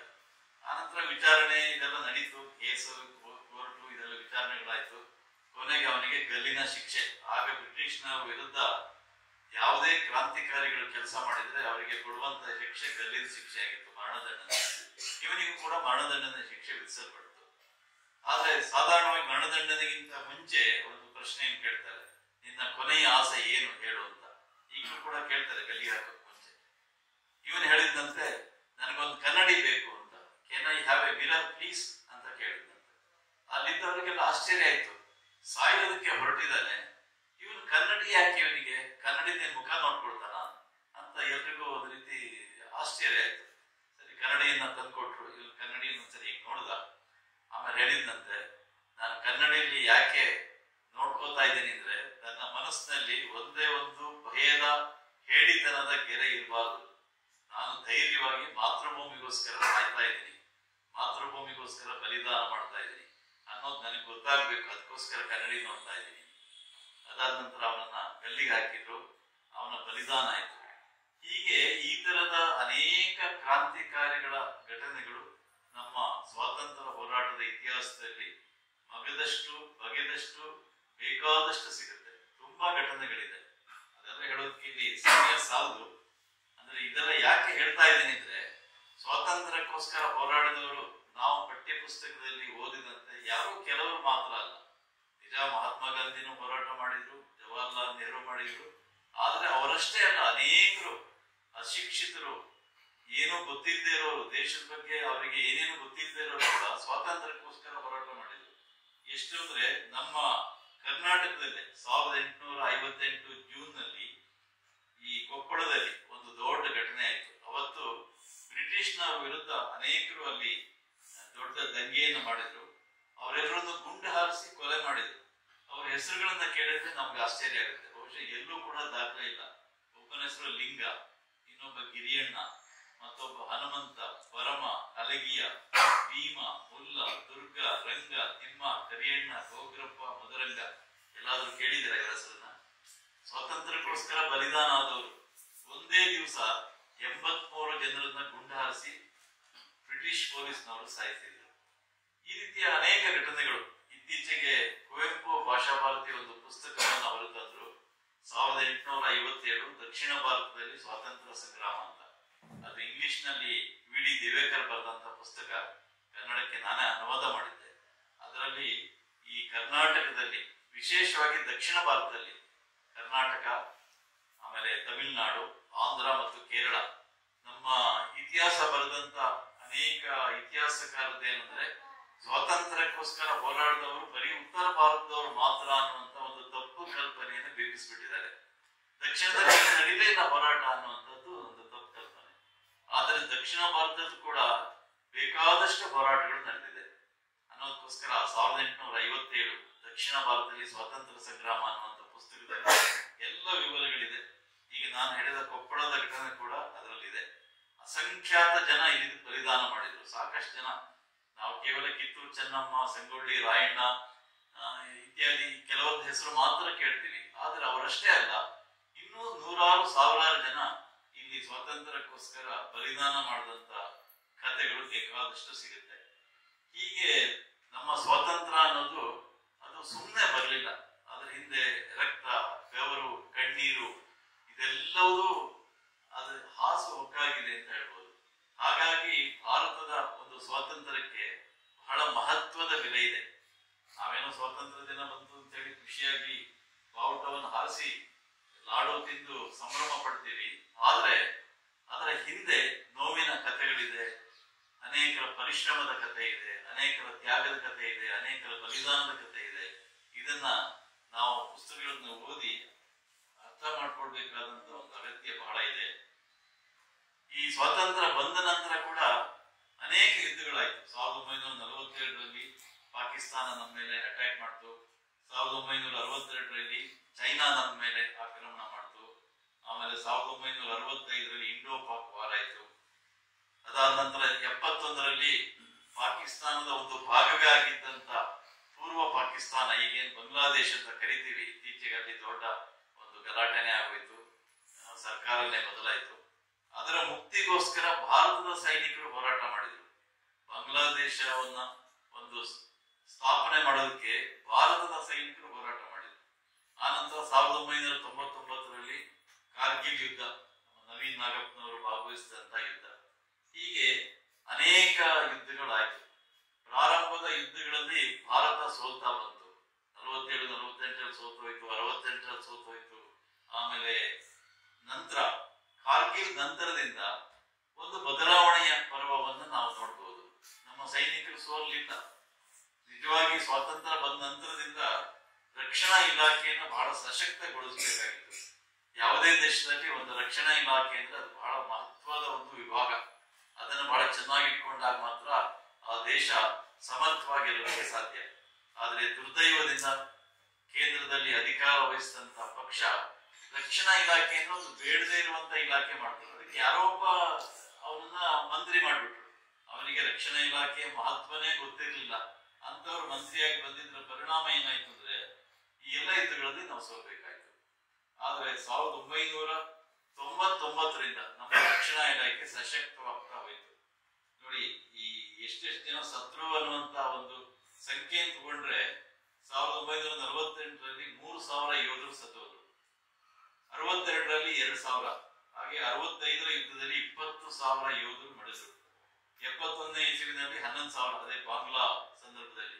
ಆದ್ರೆ 1999 ಕಾರ್ಗಿಲ್ ಯುದ್ಧ ಏನಾಯ್ತು, ಅದರಲ್ಲಿ ಸತ್ತವರು ಕೇವಲ 527 ಜನ, ಗಾಯಗೊಂಡವರು 1363 ಜನ. ಯಾಕೆಂದ್ರೆ ಆಗ ಕೇಂದ್ರದಲ್ಲಿ ಒಂದು ಸಶಕ್ತ ನಾಯಕತ್ವ ಇತ್ತು. ವಾಜಪೇಯಿ ಅವರು ಆಗ ಪ್ರಧಾನಿಯಾಗಿದ್ದರು. ಅವರೇ ಸ್ವತಃ ರಣರಂಗಕ್ಕೆ ಹೋಗಿ ಸೈನಿಕರನ್ನ ಹುರಿದುಂಬಿಸಿದ್ರು. ಕಾರ್ಗಿಲ್ ಯುದ್ಧದ ಸೈನಿಕರನ್ನ ಮಾತಾಡಿಸಿದ್ರು. ಹಾಗಾಗಿ ಆ ಸೈನಿಕರಲ್ಲಿ ಒಂದು ಪೌರುಷ, ಪರಾಕ್ರಮ ಇದೆಲ್ಲದರ ಒಂದು ಪರಿಣಾಮವಾಗಿ ಆ ಯುದ್ಧವನ್ನ ಕಾರ್ಗಿಲ್ ಏನು ಪಾಕಿಸ್ತಾನ ಮೋಸ ಮಾಡಿ ಅದರ ಮೇಲೆ ಅಟ್ಯಾಕ್ ಮಾಡಿತ್ತು, ಅದನ್ನು ಮರುವಶ ಪಡ್ಕೊಳ್ಳಕ್ಕೆ ನಮಗೆ ಸಾಧ್ಯವಾಯಿತು. ಒಂದು ಮಾತನ್ನು ಹೇಳ್ತಾರೆ, ಕೇವಲ ಒಂದು ಗನ್ ಅದು ಮಾತ್ರ ಯುದ್ಧ ಮಾಡೋದಲ್ಲ ಅಂತ. ಇಂಗ್ಲಿಷ್ ನಲ್ಲಿ ಒಂದು ಮಾತು ಹೇಳ್ತಾರೆ, A gun that not fights but the hand behind it that fights. ಒಂದು ಕೋವಿ ಯುದ್ಧ ಮಾಡೋದಿಲ್ಲ, ಅದು ಹಿಂದಿನ ಕೈ ಯುದ್ಧ ಮಾಡುತ್ತೆ. ಅಷ್ಟೇ ಅಲ್ಲ, even that hand that not fights but the heart behind it that fights ಅಂತ. ಒಬ್ಬನ ಕೈಗೆ ಕೋವಿ ಕೊಟ್ಟು ಯುದ್ಧ ಮಾಡು ಅಂತ ಹೇಳಿದ್ರೆ ಯುದ್ಧ ಮಾಡೋಕ್ ಆಗೋದಿಲ್ಲ. ಅವನ ಹಿಂದ್ಗಡೆ ಕೈ ಇರಬೇಕು, ಕೈ ಹಿಂದ್ಗಡೆ ಒಂದು ಗಟ್ಟಿಯಾದ ಸಮರ್ಥವಾದ ಹೃದಯ ಇರಬೇಕು. ಆಗ ಮಾತ್ರ ಯುದ್ಧ ಮಾಡೋದಕ್ಕೆ ಸಾಧ್ಯ. ನಮ್ಮ ಸೈನಿಕರು ಪರಾಕ್ರಮವನ್ನು ಮೆರೆಯುವುದಕ್ಕೆ ಸಾಧ್ಯವಾಗಿದ್ದು ಅವರ ಗಟ್ಟಿಯಾದ ಗಂಡೆದೆಯ ಒಂದು ಹೃದಯ ಅವರಲ್ಲಿ ಇತ್ತು ಅನ್ನುವಂತ ಕಾರಣಕ್ಕೋಸ್ಕರನೇ. ಹಾಗಾಗಿ 2014ರಿಂದ ಈಚೆಗೆ ಈ ರಕ್ಷಣಾ ಕ್ಷೇತ್ರಕ್ಕೆ ಒಂದು ಗಮನಾರ್ಹವಾದ ಆದ್ಯತೆಯನ್ನು ಕೊಟ್ಟಿದ್ದಾರೆ. 1947ರ ಬಜೆಟ್ ನಲ್ಲಿ ರಕ್ಷಣಾ ಇಲಾಖೆಗೆ ಬರೀ 92 ಕೋಟಿ ಮಾತ್ರ ಕೊಟ್ಟಿದ್ರು ಕೇಂದ್ರ ಸರ್ಕಾರ. ಆದರೆ 2022ರಲ್ಲಿ ರಕ್ಷಣಾ ಇಲಾಖೆಗೆ ಕೊಟ್ಟಂತ ಬಜೆಟ್ ನ ಗಾತ್ರ ಎಷ್ಟು ಅಂದ್ರೆ 5.25 ಲಕ್ಷ ಕೋಟಿ. ನೋಡಿ ಎಷ್ಟೆಷ್ಟು ವ್ಯತ್ಯಾಸ ಇದೆ. 5.25 ಲಕ್ಷ ಕೋಟಿ ಅಷ್ಟು ಅಂದ್ರೆ ಇಡೀ ಬಜೆಟ್ ನ ಒಂದು 15%ಗಿಂತ ಹೆಚ್ಚು. ಅಮೆರಿಕ, ಚೀನಾವನ್ನು ಹೊರತುಪಡಿಸಿದ್ರೆ ಬಹುಶಃ 3ನೇ ದೇಶ ಅತ್ಯಂತ ಹೆಚ್ಚು ರಕ್ಷಣಾ ಇಲಾಖೆಗೆ ಮಹತ್ವ ಕೊಟ್ಟಂತ ದೇಶ ಅಂದ್ರೆ ಭಾರತ ಅಂತ ಹೇಳ್ಬೋದು. ಹೀಗೆ ಇವತ್ತು ರಕ್ಷಣಾ ಇಲಾಖೆ ಸಶಕ್ತವಾಗಿದೆ. ಹಾಗಾಗಿ ನಮ್ಮ ನೆರೆಯಲ್ಲಿರುವಂತಹ ಚೀನಾ ಆಗ್ಲಿ, ಪಾಕಿಸ್ತಾನ ಆಗ್ಲಿ, ಅವರು ಕಾಲು ಕೆರೆದು ಜಗಳ ಮಾಡೋದಕ್ಕೆ ಸ್ವಲ್ಪ ಹೆದರುತ್ತಾರೆ. ಈಗ ಮೊದಲನಾಗಿಲ್ಲ, ಭಾರತ ಬದಲಾಗಿದೆ, ಬದಲಾದ ಭಾರತ ಅಂತ. ಈ ರೀತಿ ಕಾರ್ಗಿಲ್ ಯುದ್ಧದಲ್ಲಿ ನವೀನ್ ನಾಗಪ್ಪನವರು ಸ್ವತಃ ಭಾಗವಹಿಸಿದವರು. ಎಷ್ಟೆಷ್ಟು ಜನ ಅದರಲ್ಲಿ ಪಾಪ ತಮ್ಮ ಇಡೀ ಜೀವನವನ್ನೇ ಕಳ್ಕೊಳ್ಬೇಕಾಯ್ತು. ಎಂತೆಂತ ಘಟನೆಗಳು ಆಗ ನಡೆದು. ರಾಷ್ಟ್ರೋತ್ಥಾನ ಪರಿಷತ್ನಿಂದ ಒಂದು ಕಾರ್ಗಿಲ್ ಕಂಪನ ಅನ್ನುವಂತ ಒಂದು ಪುಸ್ತಕ ತಂದಿದ್ದಾರೆ. ಅದರಲ್ಲಿ ಈ ಸೈನಿಕರ ವೀರ ಬಲಿದಾನದ ಬಗ್ಗೆ ಒಂದು ಚಾಪ್ಟರ್ ಇದೆ, ರಣಾಂಗಣ ಅಂತ. ಅದನ್ನ ಬರೆಯುವಂತ ಒಂದು ಅವಕಾಶ ನನಗೂ ರಾಷ್ಟ್ರೋತ್ಥಾನ ಪರಿಷತ್ ಕಲ್ಪಿಸಿಕೊಟ್ಟಿದ್ರು. ಆ ರಣಾಂಗಣದ ಒಂದು ಚಾಪ್ಟರ್ ಅನ್ನ ನಾನು ಅದರಲ್ಲಿ ಬರೆದಿದ್ದೀನಿ, ಕಾರ್ಗಿಲ್ ಕಂಪನ ಅನ್ನುವಂಥ ಪುಸ್ತಕದಲ್ಲಿ. ಅದನ್ನ ಬರಿತಾ ಇರ್ಬೇಕಾದ್ರೆ ಸುಮಾರು ಒಂದು ವಾರ ನಿರಂತರವಾಗಿ ಕುತ್ಕೊಂಡು ಬರಿತಾ ಇದ್ದೆ. ಕೆಲವು ಸರಿ ಆ ವೀರರ ತ್ಯಾಗ ಬಲಿದಾನ ಬರಿತಾ ಲೇಖನಿ ಮುಂದಕ್ಕೆ ಹೋಗ್ತಾ ಇರಲಿಲ್ಲ, ಕಣ್ಣೀರು ಬರ್ತಾ ಇತ್ತು. ಅಂದ್ರೆ ಎಂಥ ಒಂದು ಬಲಿದಾನ ಅಂತ. ಒಬ್ಬ ರಾಜೇಶ್ ಅಧಿಕಾರಿ ಅನ್ನುವಂಥ ಒಬ್ಬ ಮೇಜರ್, ಆತನಿಗೆ ಒಂದು ಟಾಸ್ಕ್ ಕೊಟ್ಟಿದ್ರು, ಕಾರ್ಗಿಲ್ ಪರ್ವತದ ಮೇಲಿರುವಂತ ಪಾಕಿಸ್ತಾನದವರ ಬಂಕರ್ ಅನ್ನು ನಾಶ ಮಾಡಬೇಕು ಅಂತ. ಅಷ್ಟೊತ್ತಿಗೆ ಒಬ್ಬ ಸೈನಿಕರು ಒಂದು ಪತ್ರವನ್ನು ತಂದುಕೊಟ್ರು, ನಿಮ್ಮ ಮನೆಯಿಂದ ಒಂದು ಲೆಟರ್ ಬಂದಿದೆ ಸರ್, ತಗೊಳ್ಳಿ ಅಂತ. ಸರಿ, ಅವನು ಲೆಟರ್ ಏನಂತ ನೋಡ್ಲೇ ಇಲ್ಲ. ಅದು ಅವನ ಹೆಂಡತಿ ಬರೆದಂತ ಪತ್ರ. ಮದುವೆಯಾಗಿ ಇನ್ನು 3 ತಿಂಗಳಾಗಿತ್ತಷ್ಟೇ. ಮದುವೆಯಾಗಿ 3 ತಿಂಗಳು ಆದಾಗ ಯಾರಾದ್ರೂ ಹೆಂಡತಿ ಪತ್ರ ಬರೆದ್ರೆ ನೋಡದೇ ಇರ್ತಾರ? ಈಗ ಪತ್ರದ ಯುಗ ಅಲ್ಲ ಬಿಡಿ, ಈಗೆಲ್ಲ ಮೊಬೈಲ್ ಬೇರೆ ಇದೆ. ಆದ್ರೆ ಅವನ ಪತ್ರ ನೋಡ್ಲೇ ಇಲ್ಲ. ಆಮೇಲೆ ನೋಡಿದ್ರಾಯ್ತು ಅಂತ ಹೇಳಿ ಜೇಬೊಳಗೆ ಹಾಗೆ ಇಟ್ಕೊಂಡ. ಯಾಕೆಂದ್ರೆ ಅವನಿಗೊಂದು ಗುರಿ ಇತ್ತು, ಮೇಲ್ಗಡೆ ಹೋಗಿ ಪರ್ವತದ ಮೇಲಿರುವಂತ ಬಂಕರ್ ಅನ್ನ ನಾಶ ಮಾಡ್ಬೇಕು. ಸರಿ, ಮೇಲಕ್ಕೆ ಏರೋದ್ರು ಅವರು, ರಾಜೇಶ್ ಅಧಿಕಾರಿ ಮೇಜರ್ ತನ್ನ ಜೊತೆ ಸೈನಿಕರನ್ನ ಕರ್ಕೊಂಡು ಹೋದ್ರು. ಹೋಗ್ತಾ ಹೋಗ್ತಾ ಗುಂಡಿನ ಹಾರಾಟ ಶುರುವಾಯ್ತು. ಒಂದು ಗುಂಡು ನೇರವಾಗಿ ಬಂದು ಆ ರಾಜೇಶ್ ಅಧಿಕಾರಿ ಅವರ ಎದೆಗೆ ಬಿತ್ತು. ಅವರು ಅಲ್ಲೇ ಧರಾಶಾಹಿಯಾದರು. ಆ ಒಂದು ಕೆಲಸದಲ್ಲಿ ಬಂಕರ್ ನಾಶ ಆಯಿತು, ಆದ್ರೆ ರಾಜೇಶ್ ಅಧಿಕಾರಿ ಉಳಿಲಿಲ್ಲ. ಅದರ ನಂತರ ಒಂದು 3 ದಿವಸದ ಮೇಲೆ ಅವರ ಒಂದು ಡೆಡ್ ಬಾಡಿಯನ್ನ, ಪಾರ್ಥಿವ ಶರೀರವನ್ನ ಅವರ ಮನೆಗೆ ತಂದು ನೋಡಿದಾಗ ಆ ಕೋರ್ಟಿನ ಜೇಬ್ನಲ್ಲಿ ಹೆಂಡತಿ ಬರೆದಂತ ಪತ್ರ ಹಾಗೆ ಭದ್ರವಾಗಿತ್ತು. ಅದನ್ನು ಓದುವಂತ ಸಮಯನೇ ಅವರಿಗೆ ಸಿಗಲಿಲ್ಲ. ಕಥೆಗಳು ಬಹಳ ಇದೆ ಆ ರಣಾಂಗಣ ಚಾಪ್ಟರ್ ನಲ್ಲಿ. ಕಾರ್ಗಿಲ್ ಯುದ್ಧದ ಸಂದರ್ಭದಲ್ಲಿ ಒಂದು ಟಿವಿನಲ್ಲಿ ಜಾಹೀರಾತು ಬರ್ತಾ ಇತ್ತು. ಏನಂದ್ರೆ, they did not go down fighting for their lives in Kargil but for ours. Go down for fighting for their lives but in Kargil but for ours. ಆದ್ರೆ ಇನ್ನೊಂದು ವಾಕ್ಯ ಬರ್ತಾ ಇತ್ತು, ಏನಂದ್ರೆ, they die for a stranger and that stranger is you. ಅವರು ಒಬ್ಬ ಅಪರಿಚಿತರಿಗೋಸ್ಕರ ಹೋರಾಟ ಮಾಡ್ತಾ ಇದ್ದಾರೆ. ಆ ಅಪರಿಚಿತರು ಯಾರು ಅಂದ್ರೆ ನೀವು. ನಿಮ್ಮ ನಾಳೆಗಳಿಗೋಸ್ಕರ ಅವರು ತಮ್ಮ ಇಂದಿನ ದಿನಗಳನ್ನು ತ್ಯಾಗ ಮಾಡ್ತಾ ಇದ್ದಾರೆ ಅನ್ನುವಂತ ಒಂದು ಘೋಷವಾಕ್ಯ ಬರ್ತಾ ಇತ್ತು. ಈಗಲೂ ನಾಗಾಲ್ಯಾಂಡ್ಗೆ ಹೋದ್ರೆ ಅಲ್ಲಿ ಕೊಹಿಮಾದಲ್ಲಿ ಒಂದು ಪ್ರತಿಮೆ ಇದೆ. ಆ ಪ್ರತಿಮೆ ಅಂದ್ರೆ ಒಬ್ಬ ವೀರ ಯೋಧ ಅವನು ಕೆಳಗೆ ಕುಸಿತಾ ಇರುವಂತ ಒಂದು ಪ್ರತಿಮೆ ಇದೆ. ಅದಾಗ್ಲೇ ಅರ್ಧ ಶತಮಾನ ಆಯ್ತು ಆ ಪ್ರತಿಮೆಯನ್ನು ನಿಲ್ಲಿಸಿ. ಆ ಪ್ರತಿಮೆಯ ಕೆಳಗಡೆ ಒಂದು ವಾಕ್ಯವನ್ನು ಬರೆದಿದ್ದಾರೆ. ಏನು ಅಂದ್ರೆ, ನೀವು ಮನೆಗೆ ಹೋದಾಗ ಮನೆಯಲ್ಲಿದ್ದವರಿಗೆ ಹೇಳಿ, ನಾವು ನಮ್ಮ ನಾಳೆಗಳನ್ನ ತ್ಯಜಿಸಿ ಇವು ನಿಮ್ಮ ನಾಳೆಗಳಿಗೋಸ್ಕರ ನಮ್ಮ ಈ ದಿನಗಳನ್ನ ತ್ಯಾಗ ಮಾಡಿದ್ದೀವಿ ಅಂತ. ನಿಮ್ಮ ನಾಳೆಗಳು ಏನಿದೆ ಅದು ಚೆನ್ನಾಗಿರೋದಕ್ಕೋಸ್ಕರ ನಾವು ತ್ಯಾಗ ಮಾಡಿದ್ದೀವಿ ಅಂತ ಒಂದು ವಾಕ್ಯವನ್ನು ಬರೆದಿದ್ದಾರೆ. ಹೀಗೆ ನಮ್ಮೆಲ್ಲರ ನಾಳೆಗಳಿಗೋಸ್ಕರ ಯೋಧರು ತಮ್ಮ ಈ ದಿನಗಳನ್ನ ತ್ಯಾಗ ಮಾಡಿದ್ರಿಂದ ಇವತ್ತು ನಾವು ಸ್ವಾತಂತ್ರ್ಯವನ್ನು ಉಸಿರಾಟ ಮಾಡ್ತೀವಿ. ನಮ್ಮ ಗಡಿಗಳಲ್ಲಿ ನಮ್ಮ ಸ್ವಾತಂತ್ರ್ಯದ ಬಾವುಟ ಹಾರತಾ ಇದೆ. ಗಾಳಿಗೆ ಜೋರಾಗಿ ಪಟ ಪಟ ಬೀಸ್ತಾ ಇದೆ, ಆದ್ರೆ ಗಾಳಿ ಬೀಸ್ತಾ ಇಲ್ಲ. ಯಾರ್ಯಾರು ಬಲಿದಾನ ಮಾಡಿದ್ರು ಯೋಧರು, ಅವರ ಉಸಿರಿನಿಂದ ಅದು ಹಾರಾಟ ಮಾಡ್ತಾ ಇದೆ. ಆ ಉಸಿರಿನಿಂದ ಹಾರಾಟ, ಗಾಳಿಗಲ್ಲ ಅದು. ಅಂತ ಉಸಿರನ್ನ ಕೊಟ್ಟವರು ನಮ್ಮ ಯೋಧರು. ಆ ರೀತಿಯ ಯೋಧರ ಒಂದು ಸ್ಮರಣೆಯನ್ನ ಆಗಸ್ಟ್ 15ನೇ ತಾರೀಕು ನಾವೆಲ್ಲರೂ ಮಾಡ್ಕೊಳ್ಬೇಕಾದಂತ ಒಂದು ಅಗತ್ಯ ಇದೆ. ಈ ಯೋಧರು ಇಲ್ಲದೆ ಇದ್ರೆ ಅದು ದೇಶ ಸುರಕ್ಷಿತವಾಗಿರ್ಲಿಕ್ಕೆ ಸಾಧ್ಯನೇ ಇಲ್ಲ. ಕೆಲವು ರಾಜಕಾರಣಿಗಳು, ಅಯ್ಯೋ ಸೈನ್ಯದಲ್ಲಿ ಏನಂತೆ ದುಡ್ಡಿಗೋಸ್ಕರ ಎಲ್ಲ ಸೇರ್ಕೋತಾರೆ, ಕೂಲಿ ಕೆಲಸ ಎಲ್ಲೂ ಸಿಗದೆ ಇದ್ದಾಗ ಸೈನ್ಯಕ್ಕೆ ಸೇರ್ತಾರೆ ಅನ್ನುವಂತ ಬಹಳ ಕೀಳು ಮಟ್ಟದ ಒಂದು ಹೇಳಿಕೆಗಳನ್ನು ಕೂಡ ಕೆಲವರು ಕೊಟ್ಟಿದ್ದಾರೆ. ಆದ್ರೆ ಯಾರೋ ದುಡ್ಡಿಗೋಸ್ಕರ ಅಥವಾ ಇನ್ನೇನಕ್ಕೋಸ್ಕರ ಅಲ್ಲ. ನವೀನ್ ನಾಗಪ್ಪನವ್ರು ಏನೋ ದುಡ್ಡಿಗೋಸ್ಕರ ಅವ್ರು ಕಾರ್ಗಿಲ್ಗೆ ಹೋಗ್ಲಿಲ್ಲ, ಸೈನ್ಯಕ್ಕೆ ಸೇರ್ಲಿಲ್ಲ. ಇಲ್ಲೂ ಕೂಡ ಅವ್ರಿಗೆ ಪಾಪ ಸರಿಯಾಗಿ ನಡೆಯೋದಕ್ಕಾಗ್ತಾ ಇಲ್ಲ. ಆದ್ರೆ ದೇಶಕ್ಕೋಸ್ಕರ ದೇಶ ಪ್ರೇಮವನ್ನ ಮೆರಿಬೇಕು ಅಂತ ಹೊರಟವರು ಎಷ್ಟೋ ಜನ ಮನೆಯಿಂದ ಈ ರೀತಿ ದೇಶ ಪ್ರೇಮ ಮೆರೆಯೋದಕ್ಕಿಂತ ಹೊರಟು ಅವರು ತಮ್ಮ ಬಲಿದಾನವನ್ನು ಮಾಡದಂತ ದೊಡ್ಡ ಇತಿಹಾಸ ನಮ್ಮ ಜೊತೆಗಿದೆ.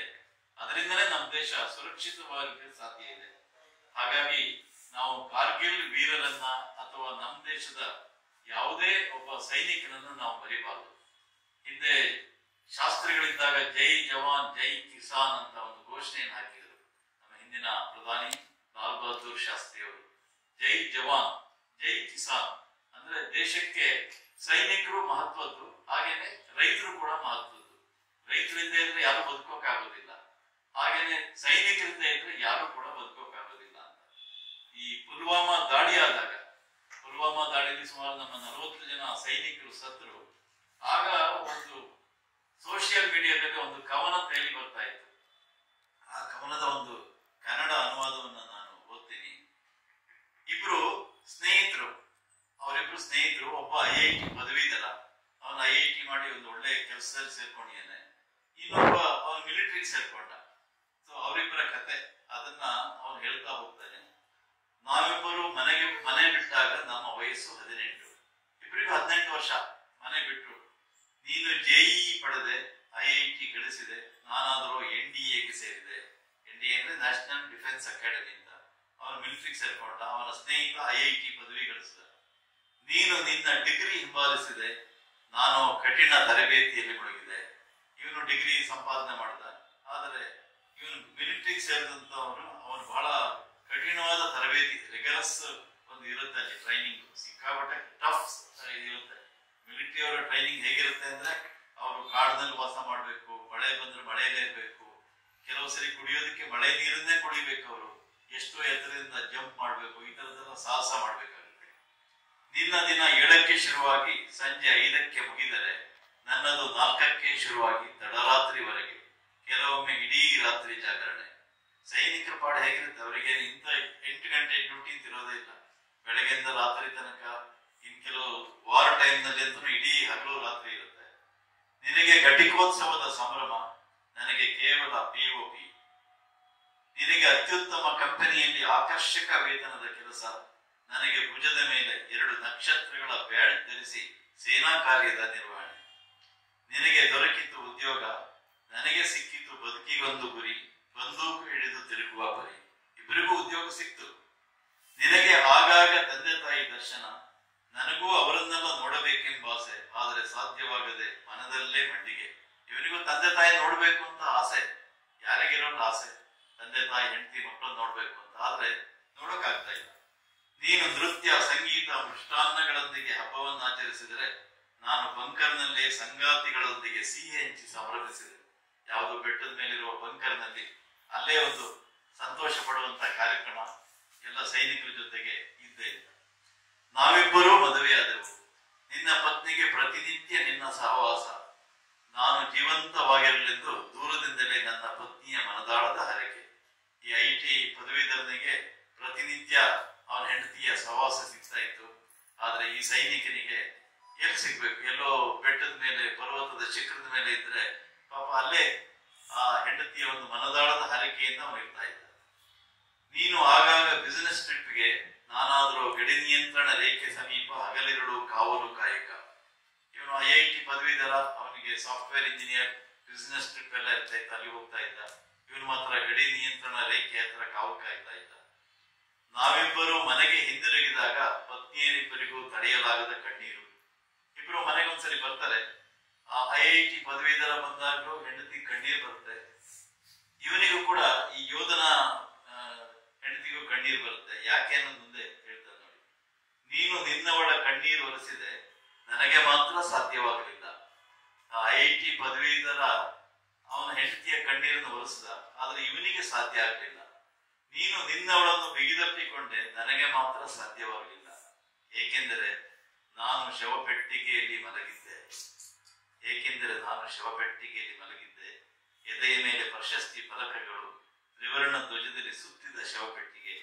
ನನ್ನ ಬದುಕಿನ ದಾರಿ ಕೊನೆಗೊಂಡಿತ್ತು, ನಿನ್ನದು ಮುಂದುವರೆದಿತ್ತು. ಇವನನ್ನ ಯುದ್ಧದಲ್ಲಿ ಸತ್ತೋದ್ಮೇಲೆ ಪಾರ್ಥಿವ ಶರೀರವನ್ನ ಮನೆಗೆ ತಂದಿದ್ದಾರೆ. ಶವದ ಪೆಟ್ಟಿಗೆ ತ್ರಿವರ್ಣ ಧ್ವಜವನ್ನ ಸುತ್ತಿದೆ. ಹೆಂಡತಿ ಅಪ್ಕೊಳ್ಳೋದು ಹೇಗೆ ಸಾಧ್ಯ? ಕಣ್ಣೀರನ್ನು ಮಾತ್ರ ಹರಿಸ್ಬೋದು.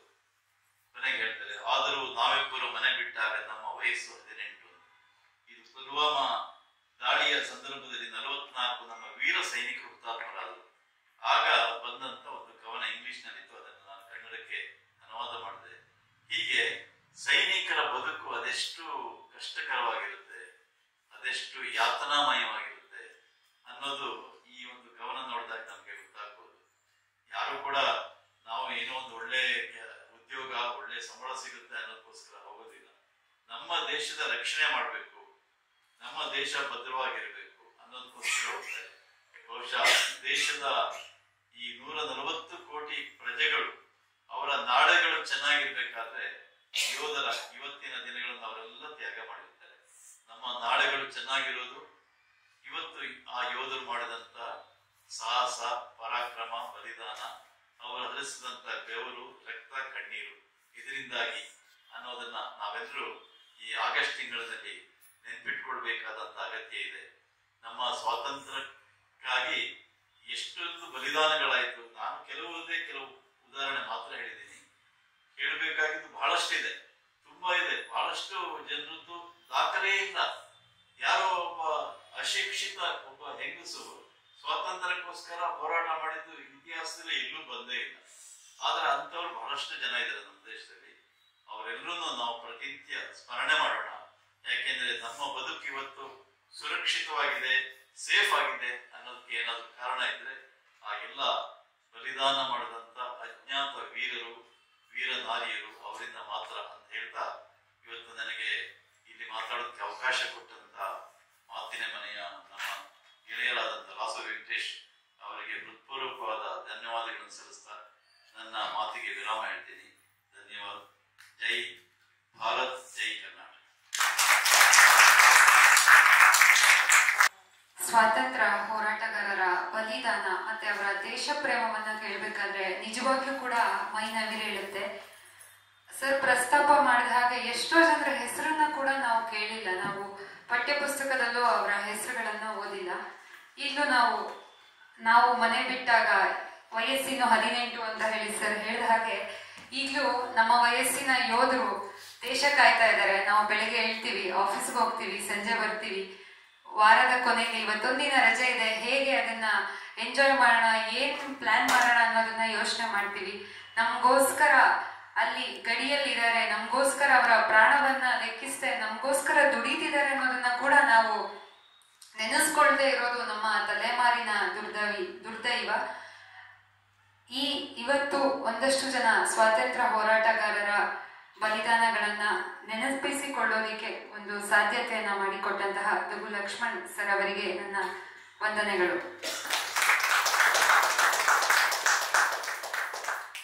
ಸ್ವಾತಂತ್ರ್ಯ ಹೋರಾಟ, ಬಲಿದಾನ ಮತ್ತು ಸಮರ್ಪಣಾ ಮನೋಭಾವದಿಂದ ನಾವು ಅದನ್ನ ಪಡೆದಿದ್ದೇವೆ. ಇವತ್ತಿಗೆ ಸಮರ್ಪಣಾ ಮನೋಭಾವನೆ ಉಳಿದಿದ್ರೆ ಅದನ್ನ ನಾವು ಸೈನಿಕರಲ್ಲೇ ಮತ್ತೆ ನೋಡೋದಿಕ್ಕೆ ಸಾಧ್ಯ ಆಗಿರೋದು. ಈ ದಿನ ನಮ್ಮೊಂದಿಗೆ ಕಾರ್ಗಿಲ್ ವೀರರಾಗಿರುವಂತಹ ಕ್ಯಾಪ್ಟನ್ ನವೀನ್ ನಾಗಪ್ಪ ಅವರಿದ್ದಾರೆ. ಅವರಿಗೆ ಮಾತಿನ ಮನೆಯ ವತಿಯಿಂದ ಗೌರವಾರ್ಪಣೆ.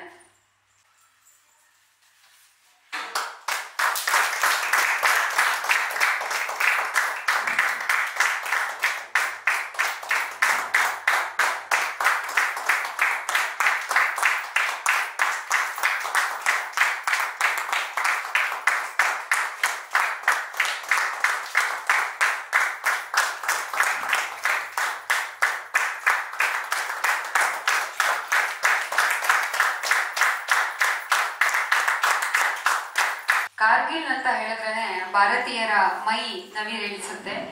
ಯಾಕೆ ಅಂತ ಹೇಳಿದ್ರೆ ಕಾರ್ಗಿಲ್ ಯುದ್ಧ ಭಾರತೀಯರಿಗೆ ಅದನ್ನ ನಾವು ವಿಜಯವನ್ನ ಸಾಧಿಸಿದ್ವಿ ಅನ್ನುವ ಒಂದು ಹೆಮ್ಮೆ.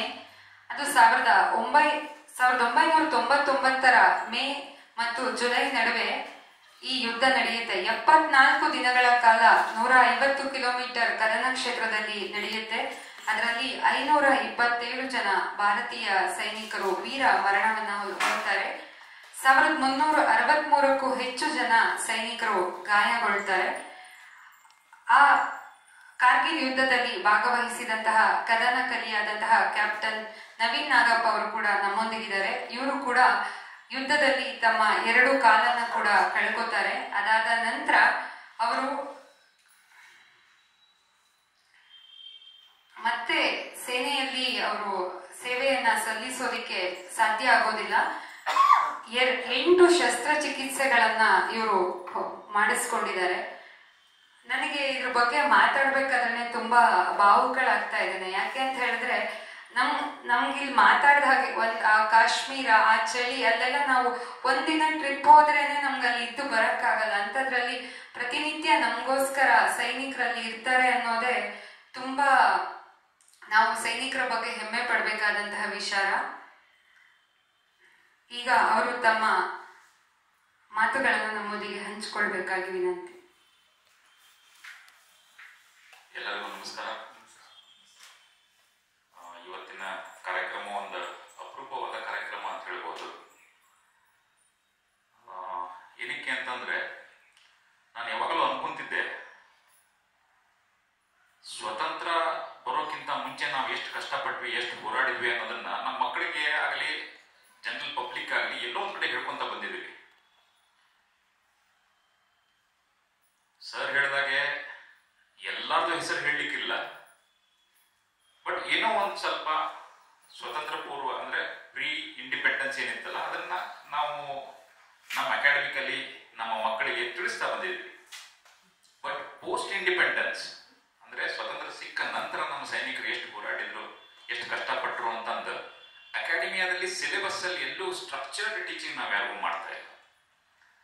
ಹಾಗಾಗಿ ಇವತ್ತಿನ ಕಾರ್ಯಕ್ರಮ ಏನಂತಂದ್ರೆ ಪೋಸ್ಟ್ ಇಂಡಿಪೆಂಡೆನ್ಸ್ ಕವರ್ ಮಾಡ್ತಾ ಇದ್ರೆ, ಪ್ರೀ ಇಂಡಿಪೆಂಡೆನ್ಸ್ ಕವರ್ ಮಾಡ್ತಾ ಇದ್ರೆ. ಒಂದನೇದ್ದು. ಎರಡನೇದ್ದು, ಈ ತರ ಒಂದು ಸುಂದರವಾದ ಒಂದು ನಾನು ಈ ತರ ಅಮರ್ ಜವಾನ್ ಇಷ್ಟು ಚೆನ್ನಾಗಿಟ್ಟಿರೋದು, ಅದಕ್ಕೆ ಮುಂದೆ ದೀಪ ಹಚ್ಚಿದ್ದನ್ನ ಇಷ್ಟು ಚೆನ್ನಾಗಿರೋದನ್ನ ಎಲ್ಲೂ ನೋಡಿರ್ಲಿಲ್ಲ. ಖುಷಿ ಆಗುತ್ತೆ ಜನ ಈ ತರ ಅಮರ್ ಜವಾನ್ ತಮ್ಮ ಮನೆಯಲ್ಲಿ ಇಟ್ಕೊಂಡು ಅದಕ್ಕೆ ದೀಪ ಹಚ್ತಾರೆ ಅಂತ ನೋಡಿದಾಗ ಬಹಳ ಖುಷಿ ಆಗುತ್ತೆ. ಕಾರ್ಗಿಲ್ ಯುದ್ಧದಲ್ಲಿ ಅಂದ್ರೆ 25 ವರ್ಷ ಕಳೆದು ಹೋಗ್ಬಿಟ್ಟಿದೆ ಆಗಲೇ. ಆ ಕಾರ್ಗಿಲ್ ಕದನದಲ್ಲಿ ನಂದು ಒಂದು ಸಣ್ಣ ಅಳಿದ ಸೇವೆ ಇದೆ ಅಂತ ಹೇಳಲಿಕ್ಕೆ ಹೆಮ್ಮೆ ಆಗುತ್ತೆ.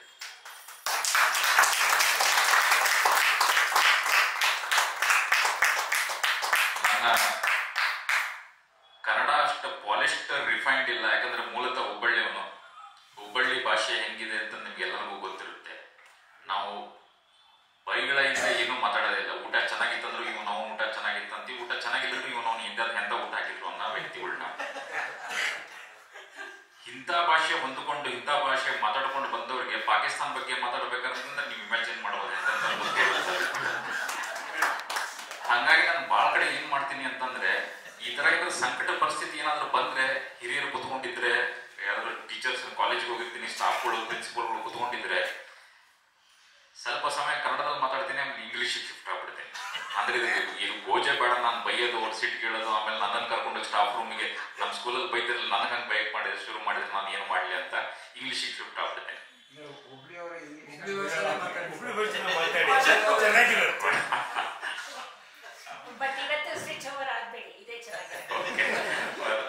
ನಾನೇನಾದ್ರು ಅಂತ ಬೈಗಳಿಗೆ ಬಂದ್ರೆ ಬೇಜಾರು ಮಾಡ್ಕೋಬಾರ್ದು. ಓಕೆ, ನಿಗದಿತ ಸಮಯದಲ್ಲಿ ನಾನು ಮಾತನ್ನು ಮುಗಿಸ್ತೇನೆ. 15 ನಿಮಿಷ ಕೊಟ್ಟಿದ್ದಾರೆ. 15 ನಿಮಿಷದೊಳಗಡೆ ವಿಲ್ ಟ್ರೈ ಅಂಡ್ ಕವರ್. ಯುದ್ಧದ ಬಗ್ಗೆ ಹೇಳಬೇಕಂದ್ರೆ, ಆ ಯುದ್ಧ ಸುಮಾರು 70 ದಿನಗಳ ಯುದ್ಧ ಅಂತ ನಿಮ್ಮೆಲ್ಲರಿಗೂ ಗೊತ್ತು. ಅದರಲ್ಲೇ ನನ್ನ ಯೂನಿಟ್ ಆದಂಥ 13th battalion Jammu and Kashmir rifles, ಅದರ ಬಗ್ಗೆ ಒಂದು ಮಾತನ್ನ ಶುರುವಾಗಲೇ ನಾನು ಹೇಳಬೇಕು. ಸ್ವತಂತ್ರ ಭಾರತದ ಇತಿಹಾಸದಲ್ಲಿ ಯಾವುದಾದ್ರೂ ಒಂದು ಯೂನಿಟ್ ಒಂದು ಯುದ್ಧದಲ್ಲಿ 2 ಪರಮವೀರ ಚಕ್ರ ಪಡ್ಕೊಂಡಿದ್ರೆ ಅದು ನನ್ನ ಯೂನಿಟ್ ಅದ.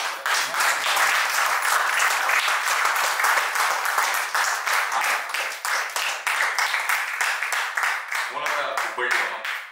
ತದನಂತರ ನಾನು ಸ್ಕೂಲಿಂಗ್ PUC ಟು ಹುಬ್ಬಳ್ಳಿಯಲ್ಲೇ ಮಾಡ್ತೀನಿ. ಆಮೇಲೆ ಇಂಜಿನಿಯರಿಂಗ್ ಮಾಡಿದ್ದು ನಾನು ಬಾಪೂಜಿ ಇನ್ಸ್ಟಿಟ್ಯೂಟ್ ಆಫ್ ಇಂಜಿನಿಯರಿಂಗ್ ಟೆಕ್ನಾಲಜಿದಲ್ಲಿ. ಅದಾದ ನಂತರ ನಾನು ಅದೊಂದೇನೋ ಕ್ರೇಜ್ ಅಂತ ಹೇಳ್ತೀವಲ್ಲ, ಪ್ಯಾಷನ್ ಅಂತ ಹೇಳ್ತೀವಲ್ಲ, ಅದಿತ್ತು. ಅದೇನಿತ್ತು ಅಂತಂದ್ರೆ ಆರ್ಮಿ ಯೂನಿಫಾರ್ಮ್ ಹಾಕೋಬೇಕು. ನೀವು ಇಮ್ಯಾಜಿನ್ ಮಾಡ್ಬೋದು, 25-30 ವರ್ಷದ ಹಿಂದೆ ಆರ್ಮಿ ಬಗ್ಗೆ ಅಷ್ಟು ನಾನು ದೂರದ ರಿಶ್ತೆದಾರರಲ್ಲಿ ಯಾರೂ ಆರ್ಮಿದಲ್ಲಿ ಇಲ್ಲ. ಅವಾಗ ಮೊಬೈಲ್, ಇಂಟರ್ನೆಟ್ ಇಲ್ಲ, ಏನಪ್ಪ ಹುಡುಕಿ ತೆಗಿಯೋಣ ಇನ್ಫಾರ್ಮೇಶನ್ ಅಂದ್ರೆ ಅದು ಇಲ್ಲ, ಅವೇರ್ನೆಸ್ ಕಡಿಮೆ. ಬಟ್ ಆರ್ಮಿ ಜಾಯ್ನ್ ಆಗಬೇಕು, ಯಾಕೆಂದ್ರೆ ಯೂನಿಫಾರ್ಮ್ ಹಾಕೋಬೇಕು. ನಾನು NCC ಆಫೀಸರ್ ನೋಡ್ತಿದ್ದೆ. ಆ NCC ಆಫೀಸರ್ ಅವ್ರ ನಡವಳಿಕೆ ಹೇಗಿತ್ತು, ಹೆಂಗೆ ನಿಂತ್ಕೊಂತಾರೆ, ಹೆಂಗೆ ಕಮಾಂಡ್ ಮಾಡ್ತಾರೆ. ಅವರೊಂದು 50 ಜನದಲ್ಲಿ ಅವ್ರು ಒಬ್ಬರು ನಿಂತಿದ್ರೆ ಅವ್ರನ್ನ ಗುರುತಿಸ್ಬೋದಾಗಿತ್ತು, ಇವ್ರು ಬೇರೆ ಇದ್ದಾರೆ ಅಂತ. ಅದನ್ನ ನೋಡಿ ನಾನು ಪ್ರಭಾವಿತನಾಗ್ಬಿಟ್ಟೆ. ಹೌದು, ನಾನು ಆರ್ಮಿ ಆಫೀಸರ್ ಆಗಬೇಕು. ಮೊದಲನೇ ಇಂಟರ್ವ್ಯೂ ಅಟೆಂಡ್ ಆಗಿದ್ದೆ ನಾನು ಸರ್ವಿಸ್ ಸೆಲೆಕ್ಷನ್ ಬೋರ್ಡ್ ಅಂತ. ಸರ್ವಿಸ್ ಸೆಲೆಕ್ಷನ್ ಬೋರ್ಡ್ ಇಲ್ಲೇ ಬೆಂಗಳೂರಲ್ಲಿ ಸೆಲೆಕ್ಷನ್ ಆಗುತ್ತೆ. ಎಲ್ಲರೂ ಅದನ್ನ ಸರ್ವಿಸ್ ಸೆಲೆಕ್ಷನ್ ಬೋರ್ಡ್ ಅಂತ ಅದರ ಹೆಸರು. ಆದ್ರೆ ಅದನ್ನ ನಾವು ಸರ್ವಿಸ್ ರಿಜೆಕ್ಷನ್ ಬೋರ್ಡ್ ಅಂತ ಕರಿತೀವಿ. ಯಾಕಂದ್ರೆ ಸೆಲೆಕ್ಟ್ ಮಾಡೋದು ಬಹಳ ಕಡಿಮೆ ಅವರು. ನನ್ನ ಹಿಂದಿನ ಬ್ಯಾಚ್ ಏನಿತ್ತಲ್ಲ, 80 ಜನ ಬಂದಿದ್ರೆ 80 ಜನದಲ್ಲಿ ಒಬ್ರು ಸೆಲೆಕ್ಟ್ ಆಗಿರಲಿಲ್ಲ. ನನ್ನ ಅದೃಷ್ಟ, ಅದಕ್ಕೆ ಯಾವಾಗಲೂ ಹೇಳ್ತೀನಿ ನಾನು, ದೇವ್ರು ದೊಡ್ಡವನು ಅಂತ. ನಾನು ಮೊದಲನೇ ಅಟೆಂಪ್ಟ್ ಅಲ್ಲೇ ಸೆಲೆಕ್ಟ್ ಆಗ್ತೀನಿ. ಅದಾದ ನಂತರ ಇಂಡಿಯನ್ ಮಿಲಿಟರಿ ಅಕಾಡೆಮಿ ಅಂತಿದೆ. Indian Military academy Dehradun training ಬಗ್ಗೆ ಏನಾದ್ರು ಹೇಳ್ಬೇಕಂದ್ರೆ ಆ ಬರೀ ಟ್ರೈನಿಂಗ್ ಹೇಳ್ಬೇಕಂದ್ರೆ ಅಟ್ಲೀಸ್ಟ್ 1 ಗಂಟೆ ಬೇಕು. ಎಷ್ಟು ಟಫ್ ಇರುತ್ತೆ ಅಲ್ಲಿ ಅಂತಂದ್ರೆ ಒಂದು ಉದಾಹರಣೆ ಕೊಡ್ತೀನಿ ನಿಮಗೆ. ನೀವು 1 ನಿಮಿಷ 1 ಸೆಕೆಂಡ್ ಲೇಟ್ ಆದ್ರೆ ನಿಮ್ಮನ್ನ ಅವರು ಎಂತ ಪನಿಷ್ಮೆಂಟ್ ಕೊಡ್ತಾರೆ ಅಂತಂದ್ರೆ, ರೋಡ್ ಇರುತ್ತಲ್ಲ, ನೀವು ಟಾರ್ ರೋಡ್ ನೋಡಿರ್ತಿರಲ್ಲ, ಅದರ ಮೇಲೆ ತವಳ ಕೇಳ್ತಾರೆ. ಅದನ್ನ ತವಳದಾಗ ಇಲ್ಲಿ ಕೈಯೆಲ್ಲ ಕಿತ್ಕೊಂಡು ಹೋಗ್ತವೆ. ನೀವೇನಾದ್ರೂ ಯೂನಿಫಾರ್ಮ್ ಅನ್ನ ಸರಿಯಾಗಿ ಹಾಕೊಂಡಿರಲಿಲ್ಲ, ಪ್ರೆಸ್ ಸರಿ ಮಾಡಿರ್ಲಿಲ್ಲ, ಅದ್ರಲ್ಲಿ ಏನಾದ್ರು ಇದಿತ್ತು, ಕ್ರೀಸ್ ಇತ್ತು, ಸರಿ ಬಂದಿರಲಿಲ್ಲ ಅಂತಂದ್ರೆ ಪನಿಷ್ಮೆಂಟ್ ಹೆಂಗಿರುತ್ತೆ ಅಂದ್ರೆ, ನೀವು ಒಬ್ಬ ಜವಾನ್ ನಿಮ್ ಜೊತೆಗೆ ಟ್ರೈನಿಂಗ್ ಮಾಡ್ತಿರೋದ್ರಲ್ಲ, ಅವ್ರು ಹೆಗಲ್ ಮೇಲೆ ಹೊತ್ಕೊಂಡು 100 ಮೀಟರ್ ಓಡ್ಬೇಕು, 100 ಮೀಟರ್ ಹೊತ್ಕೊಂಡ್ ಬರ್ಬೇಕು. ನಿಮಗೆ ಕ್ಯಾಂಪಿಗೆ ಹೋದಾಗ 2-3 ದಿನ ನೀರಿರಲ್ಲ, ನಿದ್ದೆ ಇರಲ್ಲ, ಊಟ ಇರಲ್ಲ. ಅವಾಗ ನನಗೆ ಅನಿಸ್ತಿತ್ತು, ನಾನೊಬ್ಬ ಇಂಜಿನಿಯರಿಂಗ್ ಗ್ರಾಜುಯೇಟ್ ಆಗಿ ಸೈನ್ಯದ ಆಫೀಸರ್ ಆಗಿ ಹೋಗ್ತಾ ಇದ್ದೀನಿ, ಇದನ್ನೆಲ್ಲ ಮಾಡಬೇಕಾ? ಬಟ್ ಇಮ್ಯಾಜಿನ್ ಮಾಡಿ, 71ರಲ್ಲಿ ಯುದ್ಧ ಆಗಿದ್ದು, ನಾನು 98ರಲ್ಲಿ ಟ್ರೈನಿಂಗ್ ಮಾಡ್ತಾ ಇದ್ದೀನಿ. ಆದರೂ ಕೂಡ Indian Military Academy has not left its guard down ಅಂತ ಹೇಳ್ತಾರೆ. ಅಂದ್ರೆ ಅವ್ರು ಟ್ರೈನಿಂಗ್ ಸ್ಟ್ಯಾಂಡರ್ಡ್ ಅನ್ನ ಕಡಿಮೆ ಮಾಡಿಲ್ಲ. ಯುದ್ಧ ಆಗ್ತಾ ಇಲ್ಲ ಬಿಡು, ಟ್ರೈನಿಂಗ್ ಸ್ಟ್ಯಾಂಡರ್ಡ್ ಕಡಿಮೆ ಮಾಡ್ಬೇಕಂತ ಮಾಡಿಲ್ಲ. ಅದನ್ನೇನಾದ್ರೂ ಅವ್ರು ನನಗೆ ಅವತ್ತು ಕಲ್ಸಿರ್ಲಿದ್ರೆ ನಾನು ಯುದ್ಧದಿಂದ ವಾಪಸ್ ಬರ್ತಾ ಇರಲಿಲ್ಲ. ಅದು ಅವ್ರು ಏನೇನು ಕಲ್ಸಿದ್ರು, ಹೆಗಲ್ ಮೇಲೆ ಹೊತ್ಕೊಂಡು ಓಡೋದನ್ನ ಕಲ್ಸಿದ್ರು. ನನ್ನ ಜವಾನಿಗೆ ಯಾವಾಗ ಗುಂಡು ಬಿದ್ದಿತ್ತಲ್ಲ, ಅವಾಗ ಹೆಗಲ್ ಮೇಲೆ ಹೊತ್ಕೊಂಡು ಓಡಿ ಅವ್ರನ್ನ ಆ ಝೋನಿಂದ ಹೊರ ಕರ್ಕೊಂಬರಕ್ಕೆ ಅವಕಾಶ ಸಿಕ್ತು. ನನಗೆ ಕಾಲಿಗೆ ಪೆಟ್ಟು ಬಿದ್ದಾಗ 2 ಕಾಲಿಗೆ ಪೆಟ್ಟು ಬಿದ್ದಿದೆ, ಎದ್ದಳಕ್ಕಾಗಲ್ಲ, ನಿಂದ್ರಕ್ಕಾಗಲ್ಲ. ಒಂದೇ ಅವಕಾಶ ಅಂದ್ರೆ ತವಳೋದು. ಅದನ್ನ ನನಗೆ ಅವ್ರು ಏನಾದ್ರು ಕಲ್ಸಿರ್ಲಿದ್ರೆ ಇದನ್ನೆಲ್ಲ ಮಾಡಕ್ ಆಗ್ತಿರ್ಲಿಲ್ಲ. ನಾನು 3 ದಿವಸ ಊಟ ನಿದ್ದೆ ಎದಕ್ಕಿದ್ವಿ, ಎದಕ್ ಸಾಧ್ಯ ಆಯ್ತು ಅಂತಂದ್ರೆ ಆ ಟ್ರೈನಿಂಗ್ ನಮ್ಮನ್ನು ಕಲಿಸಿದ್ರು. 1 ವರ್ಷ ಟ್ರೈನಿಂಗ್ ನಂತರ ನಾನು ಸೇರ್ಕೊಂಡಿದ್ದ unit 13th battalion Jammu and Kashmir rifles ಅಂತ. ಸೋಪೂರ್ ಅನ್ನೋ ಒಂದು ಊರಿದೆ, ಶ್ರೀನಗರದಿಂದ ಒಂದು 50 ಕಿಲೋಮೀಟರ್ ದೂರದಲ್ಲಿ. ಅಂದ್ರೆ ನಾವು ಗಡಿ ಪ್ರದೇಶದಲ್ಲಿ ಇರಲಿಲ್ಲ.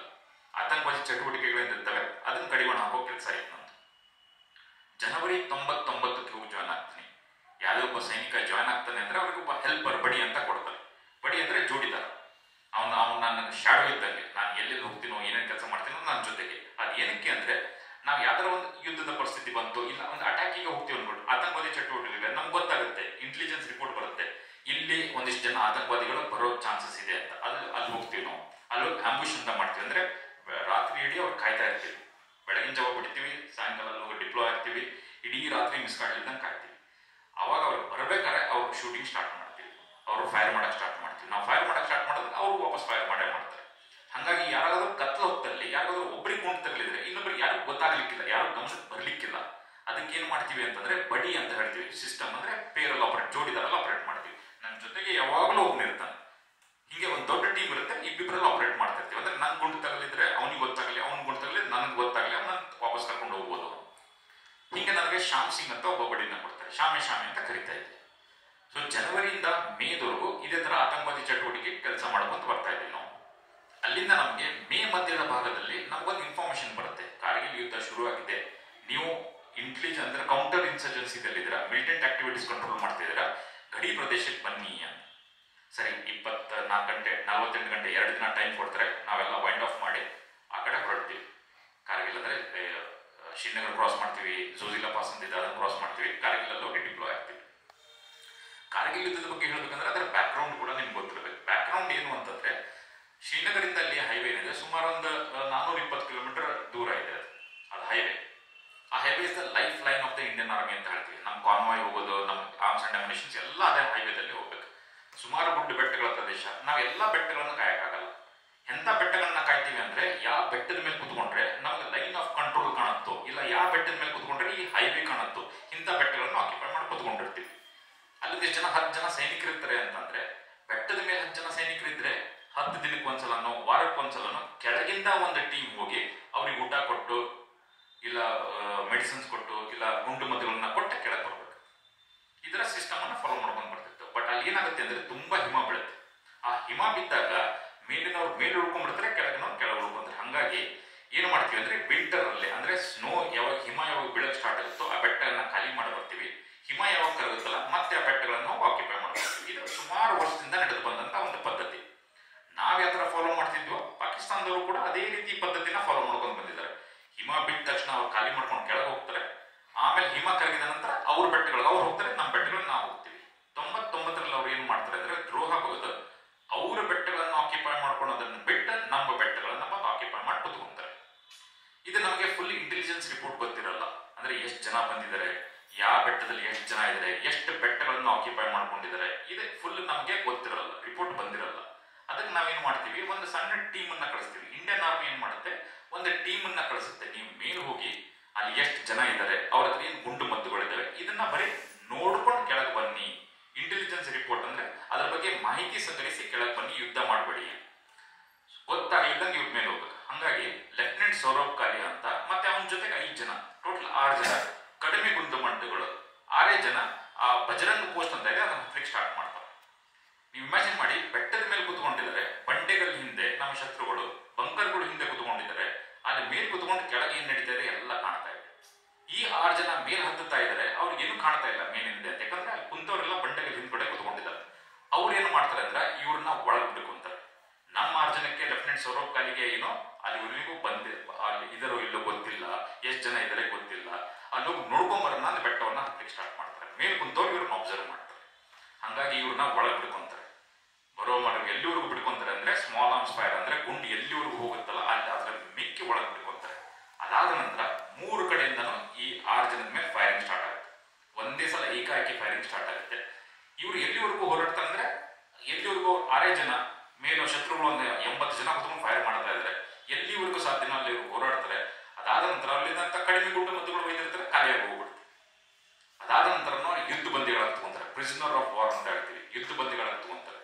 ಬಂಧುಗಳೇ, ಒಂದ್ಸಲ ಯೋಚನೆ ಮಾಡಿ ನೋಡಿ, ನಮಗೆ 21 ಗಂಟೆ ಏನಾದ್ರೂ ನಮಗೆ ಊಟ ಆಹಾರ ನಿದ್ರೆ, ನಮ್ಗೆ ಎಂಟರ್ಟೈನ್ಮೆಂಟ್, ಮೊಬೈಲು, ಟಿವಿ, ನ್ಯೂಸ್ ಇಲ್ಲದ್ರೆ ಹೆಂಗಾಗುತ್ತೆ ನಮ್ಮ ಪರಿಸ್ಥಿತಿ? 21 ಅವರ್ಸ್, 21 ಗಂಟೆ. ಈ 6 ಜನನ ಏನ್ ಯುದ್ಧ ಬಂದಿಗಳಾಗಿ ತಗೊಂತರು 21 ದಿನ, ಇಮ್ಯಾಜಿನ್ ಮಾಡಿ. 21 ದಿನದ ನಂತರ ಈ 6 ಜನದ ಶವಗಳನ್ನ ಏನು ವಾಪಸ್ ಭಾರತೀಯ ಸೇನೆಗೆ ಕಳಿಸ್ತಾರಲ್ಲ, ಅವಾಗ ಇಡೀ ವಿಶ್ವ ಬೆಚ್ಚಬೀಳುತ್ತೆ. ಯಾಕೆಂದ್ರೆ ಅವರು ಪೋಸ್ಟ್ ಮಾರ್ಟಮ್ ರಿಪೋರ್ಟ್ ಹೇಳುತ್ತೆ, ಆ ಪೋಸ್ಟ್ ಮಾರ್ಟಮ್ ರಿಪೋರ್ಟ್ ಅಲ್ಲಿ ಅವ್ರಿಗೆ ಯಾವ ತರ ಚಿತ್ರ ಹಿಂಸೆ ಕೊಟ್ಟಿರ್ತಾರೆ ಅನ್ನೋದು ಬರೆದಿದ್ದಾರೆ. ಅವ್ರ ಸ್ಕಲ್ ಫ್ರಾಕ್ಚರ್ ಆಗಿರುತ್ತೆ, ಅವ್ರ ಕಣ್ಣನ್ನ ಕಿತ್ತಿರ್ತಾರೆ, ಹಲ್ಲು ಮುರಿದಿರ್ತಾರೆ, ನಾಲ್ಗೆ ಕಟ್ ಮಾಡಿರ್ತಾರೆ, ಕಬ್ಬಣ ಬಿಸಿ ರಾಡ್ ಅನ್ನ ಬಿಸಿ ಮಾಡಿ ಕಿವಿಯಲ್ಲಿ ತುರುಕಿರ್ತಾರೆ, ಮೈ ತುಂಬಾ ಸಿಗರೇಟ್ ಇಂದ ಸುಟ್ಟಿರ್ತಾರೆ. ಆ ದೇಹದಲ್ಲಿ ಒಂದು ಎಲುಬು ಕೂಡ ಫ್ರಾಕ್ಚರ್ ಆಗಲಿದ್ದಂಗಿರಲ್ಲ, ಹಂಗ ವೆಪನ್ ಇಂದ ಹೊಡೆದಿರ್ತಾರೆ.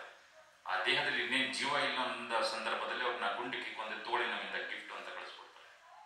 ಬಂಧುಗಳು, ಇಮ್ಯಾಜಿನ್ ಮಾಡಿ, ಯಾವುದೇ ಒಬ್ಬ ಸೈನಿಕ ತನ್ನ ಪ್ರಾಣವನ್ನ ಕೊಡಬೇಕಾದ ಪರಿಸ್ಥಿತಿ ಬಂದ್ರೆ ಹಿಂಜರಿಯಲ್ಲ.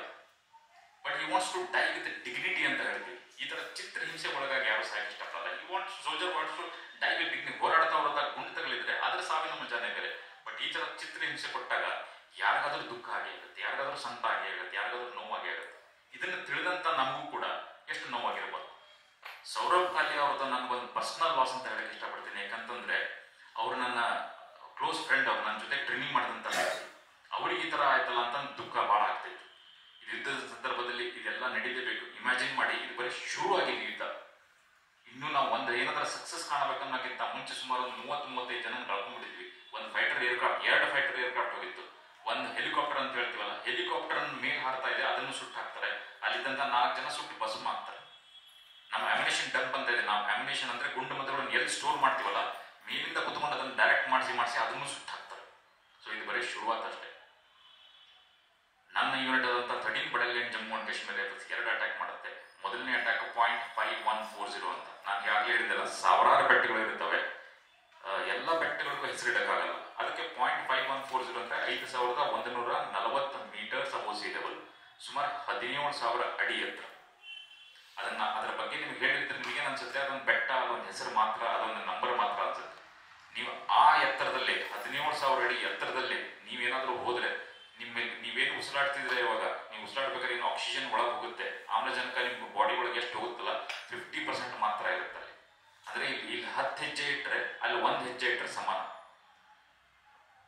ಆಕ್ಸಿಜನ್ ಕಂಟೆಂಟ್ ಕಡಿಮೆ ಆಗ್ತಾ ಹೋಗುತ್ತೆ. ನೀವು ಎಷ್ಟು ಉಸಿರಾಡ್ತಿರೋ ನಿಮ್ಮ ಬಾಡಿ ಒಳಗೆ ಆಕ್ಸಿಜನ್ ಹೋಗಲ್ಲ, ಹಂಗಾಗಿ ಜಲ್ದಿ ಸುಸ್ತಾಗುತ್ತೆ. ಗ್ರೇಡಿಯಂಟ್ ಅಂತ ಸಬ್-0 ಟೆಂಪರೇಚರ್ಸ್ ಯಾವಾಗ ಸಬ್-0 ಅಂತಂದ್ರೆ ಯಾವಾಗಲೂ ಮೈನಸ್ ಅಲ್ಲೇ ಇರುತ್ತೆ ಟೆಂಪರೇಚರ್. ಲೀಸ್ಟ್ ರೆಕಾರ್ಡೆಡ್ ಟೆಂಪರೇಚರ್ -60 ದ್ರಾಸಲ್ಲಿ. ಅದೋ ಒಂದು ಕಾಲದಲ್ಲಿ -60 ರೆಕಾರ್ಡ್ ಆಗಿತ್ತು. ನೀವು ಇಮ್ಯಾಜಿನ್ ಮಾಡಿ, 3 ರಾತ್ರಿಯಲ್ಲಿ ಕಳಿಬೇಕಂದ್ರೆ ಹೆಂಗಿರ್ಬೋದು ನಮ್ಮ ಪರಿಸ್ಥಿತಿ. ಅದು ಅಷ್ಟೇ ಅಲ್ಲ, ಆ ಗ್ರೇಡಿಯಂಟ್ ಅನ್ನ ಹತ್ತಬೇಕು. ನೀವೊಂದು 25-30 kg ಭಾರ ಹೊತ್ಕೊಂಡಿರ್ತಾರೆ, ನಿಮ್ಮ ಆರ್ಮ್ಸ್ ಅಂಡ್ ಅಮ್ಯುನಿಷನ್ ಸುತ್ತಕೊಂಡಿರ್ತಾರೆ. ಇಮ್ಯಾಜಿನ್ ಮಾಡಿ ಎಷ್ಟು ಕಷ್ಟ ಆಗಿರ್ಬೋದು. ಮೊದಲನೇ ಅಟ್ಯಾಕ್ 0.5140 ಮೇಲೆ, ಅದರಲ್ಲಿ ನಂದು ಬರೀ ರಿಸರ್ವ್ ಅಲ್ಲಿ ಇದ್ದೆ ನಾನು. ಕ್ಯಾಪ್ಟನ್ ವಿಕ್ರಮ್ ಬತ್ರಾ ಮತ್ತೆ ಕ್ಯಾಪ್ಟನ್ ಸಂಜೀವ್ ಸಿಂಗ್ ಜಂಬಾಲ್ ಅಂತ ಅದನ್ನ ಲೀಡ್ ಮಾಡ್ತಾರೆ. ಆ ಅಟ್ಯಾಕ್ ಅಟ್ಯಾಕ್ ಆದ ನಂತರ ನೆಕ್ಸ್ಟ್ ಅಟ್ಯಾಕ್ 0.4875 ಅನ್ನೋ ಬೆಟ್ಟನ್ನು ನಾವು ಅಟ್ಯಾಕ್ ಮಾಡಬೇಕಿತ್ತು. 4th July 1999, ಜುಲೈ 4ನೇ ತಾರೀಕು 1999ಕ್ಕೆ ಡೇಟ್ ಸೈಡ್ ಆಗುತ್ತೆ. ನನ್ನ ಹೆಲ್ಪರ್ ಅಂತ ಹೇಳಿದ್ನಲ್ಲ, ನನ್ನ ಬಡಿ ಅಂತ ಹೇಳಿದ್ನಲ್ಲ ಶ್ಯಾಮ್ ಸಿಂಗ್, ಅವನಿಗೆ ಹುಷಾರಿರಲಿಲ್ಲ. ಹಾಗಾಗಿ ನಾನು ಒಂದು ಮೆಸೇಜ್ ಕೊಟ್ಟಿದ್ದೆ, ಶ್ಯಾಮ್ ಸಿಂಗ್ ಬರೋದು ಬೇಡ, ಯುದ್ಧಕ್ಕೆ ಹೋಗ್ತಾ ಇದ್ದೀವಿ, ಎಷ್ಟು ದಿನ ಆಗುತ್ತೋ ಏನೋ ಗೊತ್ತಿಲ್ಲ, ಹಾಗಾಗಿ ಶ್ಯಾಮ್ ಸಿಂಗ್ ರೆಸ್ಟ್ ತಗೊಳ್ಳಿ ಅಂತ. ಯಾವಾಗ ಇದು ಗೊತ್ತಾಗುತ್ತಲ್ಲ ಶ್ಯಾಮ್ ಸಿಂಗಿಗೆ, ಅವನು ಓಡ್ ಬರ್ತಾನೆ ನನ್ನ ಹತ್ರ. ಓಡ್ ಬಂದು ಕೋಟ್ ಅನ್ಕೋಟ್ ಬಂದು ಹೇಳ್ತಾನೆ ನನ್ನ ಹತ್ರ, ಸಾಬ್ ಅಚ್ಚೆ ದಿನ ಮೇ ಆಪ್ಗೆ ಸತ್ತ, ಅಂದ್ರೆ ಒಳ್ಳೆ ಸಮಯದಲ್ಲಿ ನಿಮ್ಮ ಜೊತೆಗಿದ್ದೆ, ಕಷ್ಟದ ಸಮಯ ಬಂದಿದೆ, ನಿಮ್ಮನ್ನು ಯುದ್ಧಕ್ಕೆ ಹೇಗೆ ಕಳಿಸ್ಕೊಡ್ಲಿ, ನಿಮಗೆ ಅಲ್ಲಿ ಏನಾದರೂ ಆಗ್ಬಿಟ್ರೆ, ಆ ಯುದ್ಧದಲ್ಲಿ ನಿಮಗೇನಾದ್ರೂ ಆಗ್ಬಿಟ್ರೆ ಜೀವನ ಪರ್ಯಂತ ನನ್ನ ಮುಖವನ್ನ ಹೇಗೆ ಎತ್ಕೊಂಡು ಓಡಾಡ್ಲಿ ಅಂತ ಹೇಳಿ. ಹಂಗ ಅಂದ್ಮೇಲೆ ನನಗವನ್ನ ಬೇಡ ಅಂತ ಹೇಳಕ್ ಅವಕಾಶನೇ ಇರಲಿಲ್ಲ. ಸರಿಯಪ್ಪ ನೀನು ಬಾ ಅಂತ ಹೇಳಿದ್ರು. 4ನೇ ತಾರೀಕು ಮಧ್ಯಾಹ್ನ ಊಟ ಮಾಡ್ತೀನಿ ಅವ್ರ ಜೊತೆ ಕೂತ್ಕೊಂಡು. ಆಮೇಲೆ ನಾವೆಲ್ಲ ಸಾಯಂಕಾಲ ಕತ್ಲಾಗ್ತಾ ಬರ್ತಿದೆ, ಪಂಡಿತ್ಜಿ ಬರ್ತಾರೆ, ಅವನ್ನೆಲ್ಲ ಮಾಡ್ತಾರೆ. ಅದಾದ್ಮೇಲೆ ನಮ್ಮ ಯೂನಿಟಿನ ವರ್ಕರ್ ದುರ್ಗೆ ಮಾತಾ ಕಿ ಜಯ ಅಂತ ಕತ್ಲಾಗ್ತಾ ಬರ್ತಿದೆ. ಒಂದ್ಸಲ ದುರ್ಗೆ ಮಾತಾ ಕಿ ಜಯ ಅಂತ ಕೂಗಿದೆ, 120 ಜನ ನನ್ನ ಹಿಂದೆ ಒಂದೇ ಸಲ ದುರ್ಗೆ ಮಾತಾ ಕಿ ಜಯ ಅಂತ ಕೂಗಿ ಆ ಬೆಟ್ಟವನ್ನ 4875 ಬೆಟ್ಟವನ್ನು ಹತ್ತಿ ಸ್ಟಾರ್ಟ್ ಮಾಡ್ತೀವಿ. ಒಂದು ಬೆಟ್ಟ ನಾವೇನಾದ್ರೂ ಅಟ್ಯಾಕ್ ಮಾಡ್ತೀವಿ ಅಂದ್ರೆ ಬೆಟ್ಟದ ತುದಿ ಮೇಲೆ ಒಂದು 5-6 ಜನ 10 ಜನ ಕೂತಿರೋ ಹಂಗಿರಲ್ಲ. ಎಲ್ಲೆಲ್ಲಿ ಬೆಟ್ಟವನ್ನು ಹತ್ಲಿಕ್ಕೆ ಸಾಧ್ಯನೋ ಅಲ್ಲಲ್ಲಿ ಬಂಕರ್ ಮತ್ತೆ ಸಂಗಡಗಳನ್ನ ಕಟ್ಕೊಂಡಿರ್ತಾರೆ. ಒಂದೊಂದನ್ನೇ ಕ್ಲಿಯರ್ ಮಾಡ್ತಾ ಮಾಡ್ತಾ ಮಾಡ್ತಾ ಮೇಲ್ವರೆಗೂ ಹೋಗ್ಬೇಕಾಗುತ್ತೆ. 4ನೇ ತಾರೀಕು ರಾತ್ರಿ ಯುದ್ಧವನ್ನ ಶುರು ಮಾಡ್ತೀವಿ. 5ನೇ ತಾರೀಕು ಬೆಳಗಿನ ಜಾವ ನಾವು ಎಲ್ಲಿವರೆಗೂ ಹೋಗ್ತೀವಿ ಅಂದ್ರೆ ಇನ್ನೂ ಬೆಳಕಾಗಿಲ್ಲ, ಪಾಕಿಸ್ತಾನದವ್ರಿಗೆ ಗೊತ್ತೂ ಇಲ್ಲ ನಾವು ಬಂದಿದ್ದೀವಿ ಅಂತ. 5ನೇ ತಾರೀಕು ಬೆಳಗಿನ ಜಾವ ಇನ್ನೂ ಕತ್ತಲಲ್ಲೇ 3 ಬಂಕರ್ ಕಾಣಿಸ್ಕೊಂಡೆ. ಆ 3 ಬಂಕರ್ ಕಾಣಿಸ್ಕೊಂಡ ತಕ್ಷಣ ನಾನು ಅನ್ಕೊಂತೀನಿ, 120 ಜನನು ಒಂದೇ ಸಲ ಮುಂದೆ ನುಗ್ಗಕ್ಕೆ ಹೇಳಿದ್ರೆ ಅವ್ರಿಗೆ ಎಚ್ಚರ ಆಗ್ಬಿಡುತ್ತೆ. ಎಚ್ಚರ ಆದ್ರೆ ಫೈರಿಂಗ್ ಸ್ಟಾರ್ಟ್ ಮಾಡ್ಬಿಡ್ತಾರೆ. ಹಾಗಾಗಿ ಒಂದು ಸರ್ಪ್ರೈಸ್ ಎಲಿಮೆಂಟ್ ಇರಲ್ಲ, ಅದನ್ನ ಮೇಂಟೈನ್ ಮಾಡಬೇಕು ಅಂತ ಒಂದು 10 ಜನ ಸೆಲೆಕ್ಟ್ ಮಾಡ್ತೀನಿ. 10 ಜನ ಏನ್ ಮಾಡ್ಬೇಕಂದ್ರೆ 3 ಜನ ಎಡಗಡೆ ಬಂಕರ್ನ, ನನ್ನ ಜೊತೆ 3 ಜನ ಮಧ್ಯದ ಬಂಕರ್ನ, ಇನ್ನೊಂದು 3 ಜನ ಬಲಗಡೆ ಇದ್ದಂತ ಬಂಕರ್ನ ಅಟ್ಯಾಕ್ ಮಾಡಬೇಕು. ಹೇಗೆ ಅಟ್ಯಾಕ್ ಮಾಡಬೇಕು? ತವಳ್ತಾ ತವಳ್ತಾ ತವಳ್ತಾ ಹೋಗ್ಬೇಕು. ಆ ಟೀಮ್ ಆ ಬಂಕರ್ಗೆ ಹೋಗ್ಬೇಕು. ಅವ್ರು 3 ಜನ ಆ ಕಡೆ ಹೋಗ್ತಾರೆ, ನನ್ನ ಜೊತೆ 3 ಜನ ಬರ್ತಾರೆ, ಇನ್ನೊಂದು 3 ಜನ ಆ ಬಂಕರ್ಗೆ ಹೋಗ್ತಾರೆ.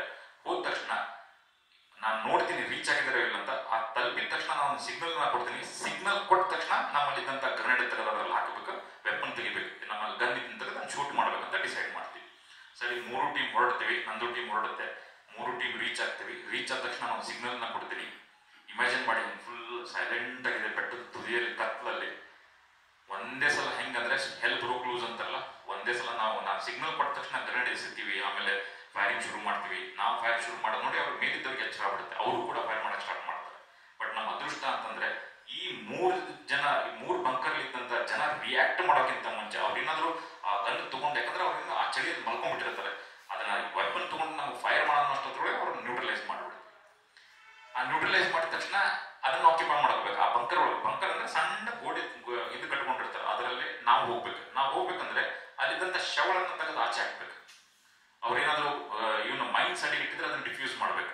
ಹಿಂಗೆ 5ನೇ ತಾರೀಕು ಬೆಳಗಿನ ಜಾವ ಆಗ್ತಾ ಬರ್ಬೇಕಾದ್ರೆ ನಾನು ನೋಡ್ತಾ ಇದ್ದೀನಿ ಬಲಗಡೆ ಬಂಕರು ಎಡಗಡೆ ಬಂಕರ್ ಕರೆಕ್ಟ್ ಆಗಿ ಆಕ್ಯುಪೈ ಆಯ್ತು ಇಲ್ಲೋ, ಅವ್ರು ಸರಿ ಸೆಟ್ ಆದ್ರು ಇಲ್ಲ ತಿರುಗಿ ನೋಡ್ತಾ ಇರ್ತೀನಿ. ಅವಾಗ ನಾನು ಏನ್ ಕಂಡೆ ಅಂತಂದ್ರೆ, ನಮ್ಮ ಯೂನಿಫಾರ್ಮ್ ಹಾಕೊಂಡಂತ ಒಬ್ಬ ವ್ಯಕ್ತಿ ಮುಖ ಕೆಳಗೆ ಮಾಡಿ ಬಿದ್ದುಬಿಟ್ಟಿದ್ದಾನೆ. ಕೈ ಯಾವುದೋ ತರ ಟ್ವಿಸ್ಟ್ ಆಗಿದೆ, ಕಾಲು ಯಾವುದೋ ತರ ಟ್ವಿಸ್ಟ್ ಆಗಿದೆ. ನೋಡಿದ ತಕ್ಷಣ ಗೊತ್ತಾಗುತ್ತೆ ಅವ್ನು ಬದುಕಿರ್ಲಿಕ್ಕಿಲ್ಲ. ನಾನು ಅವನ ಹತ್ರ ಓಡ್ ಬರ್ತೀನಿ. ಓಡ್ ಬಂದು ಹಿಂಗೆ ಆ ಬಾಡಿನ ಟ್ರೀಟ್ ಮಾಡ್ತೀನಿ. ಶ್ಯಾಮ್ ಸಿಂಗ್ ತಿಳ್ಕೊಂಡ್ಬಿಟ್ಟಿದ್ದಾನೆ.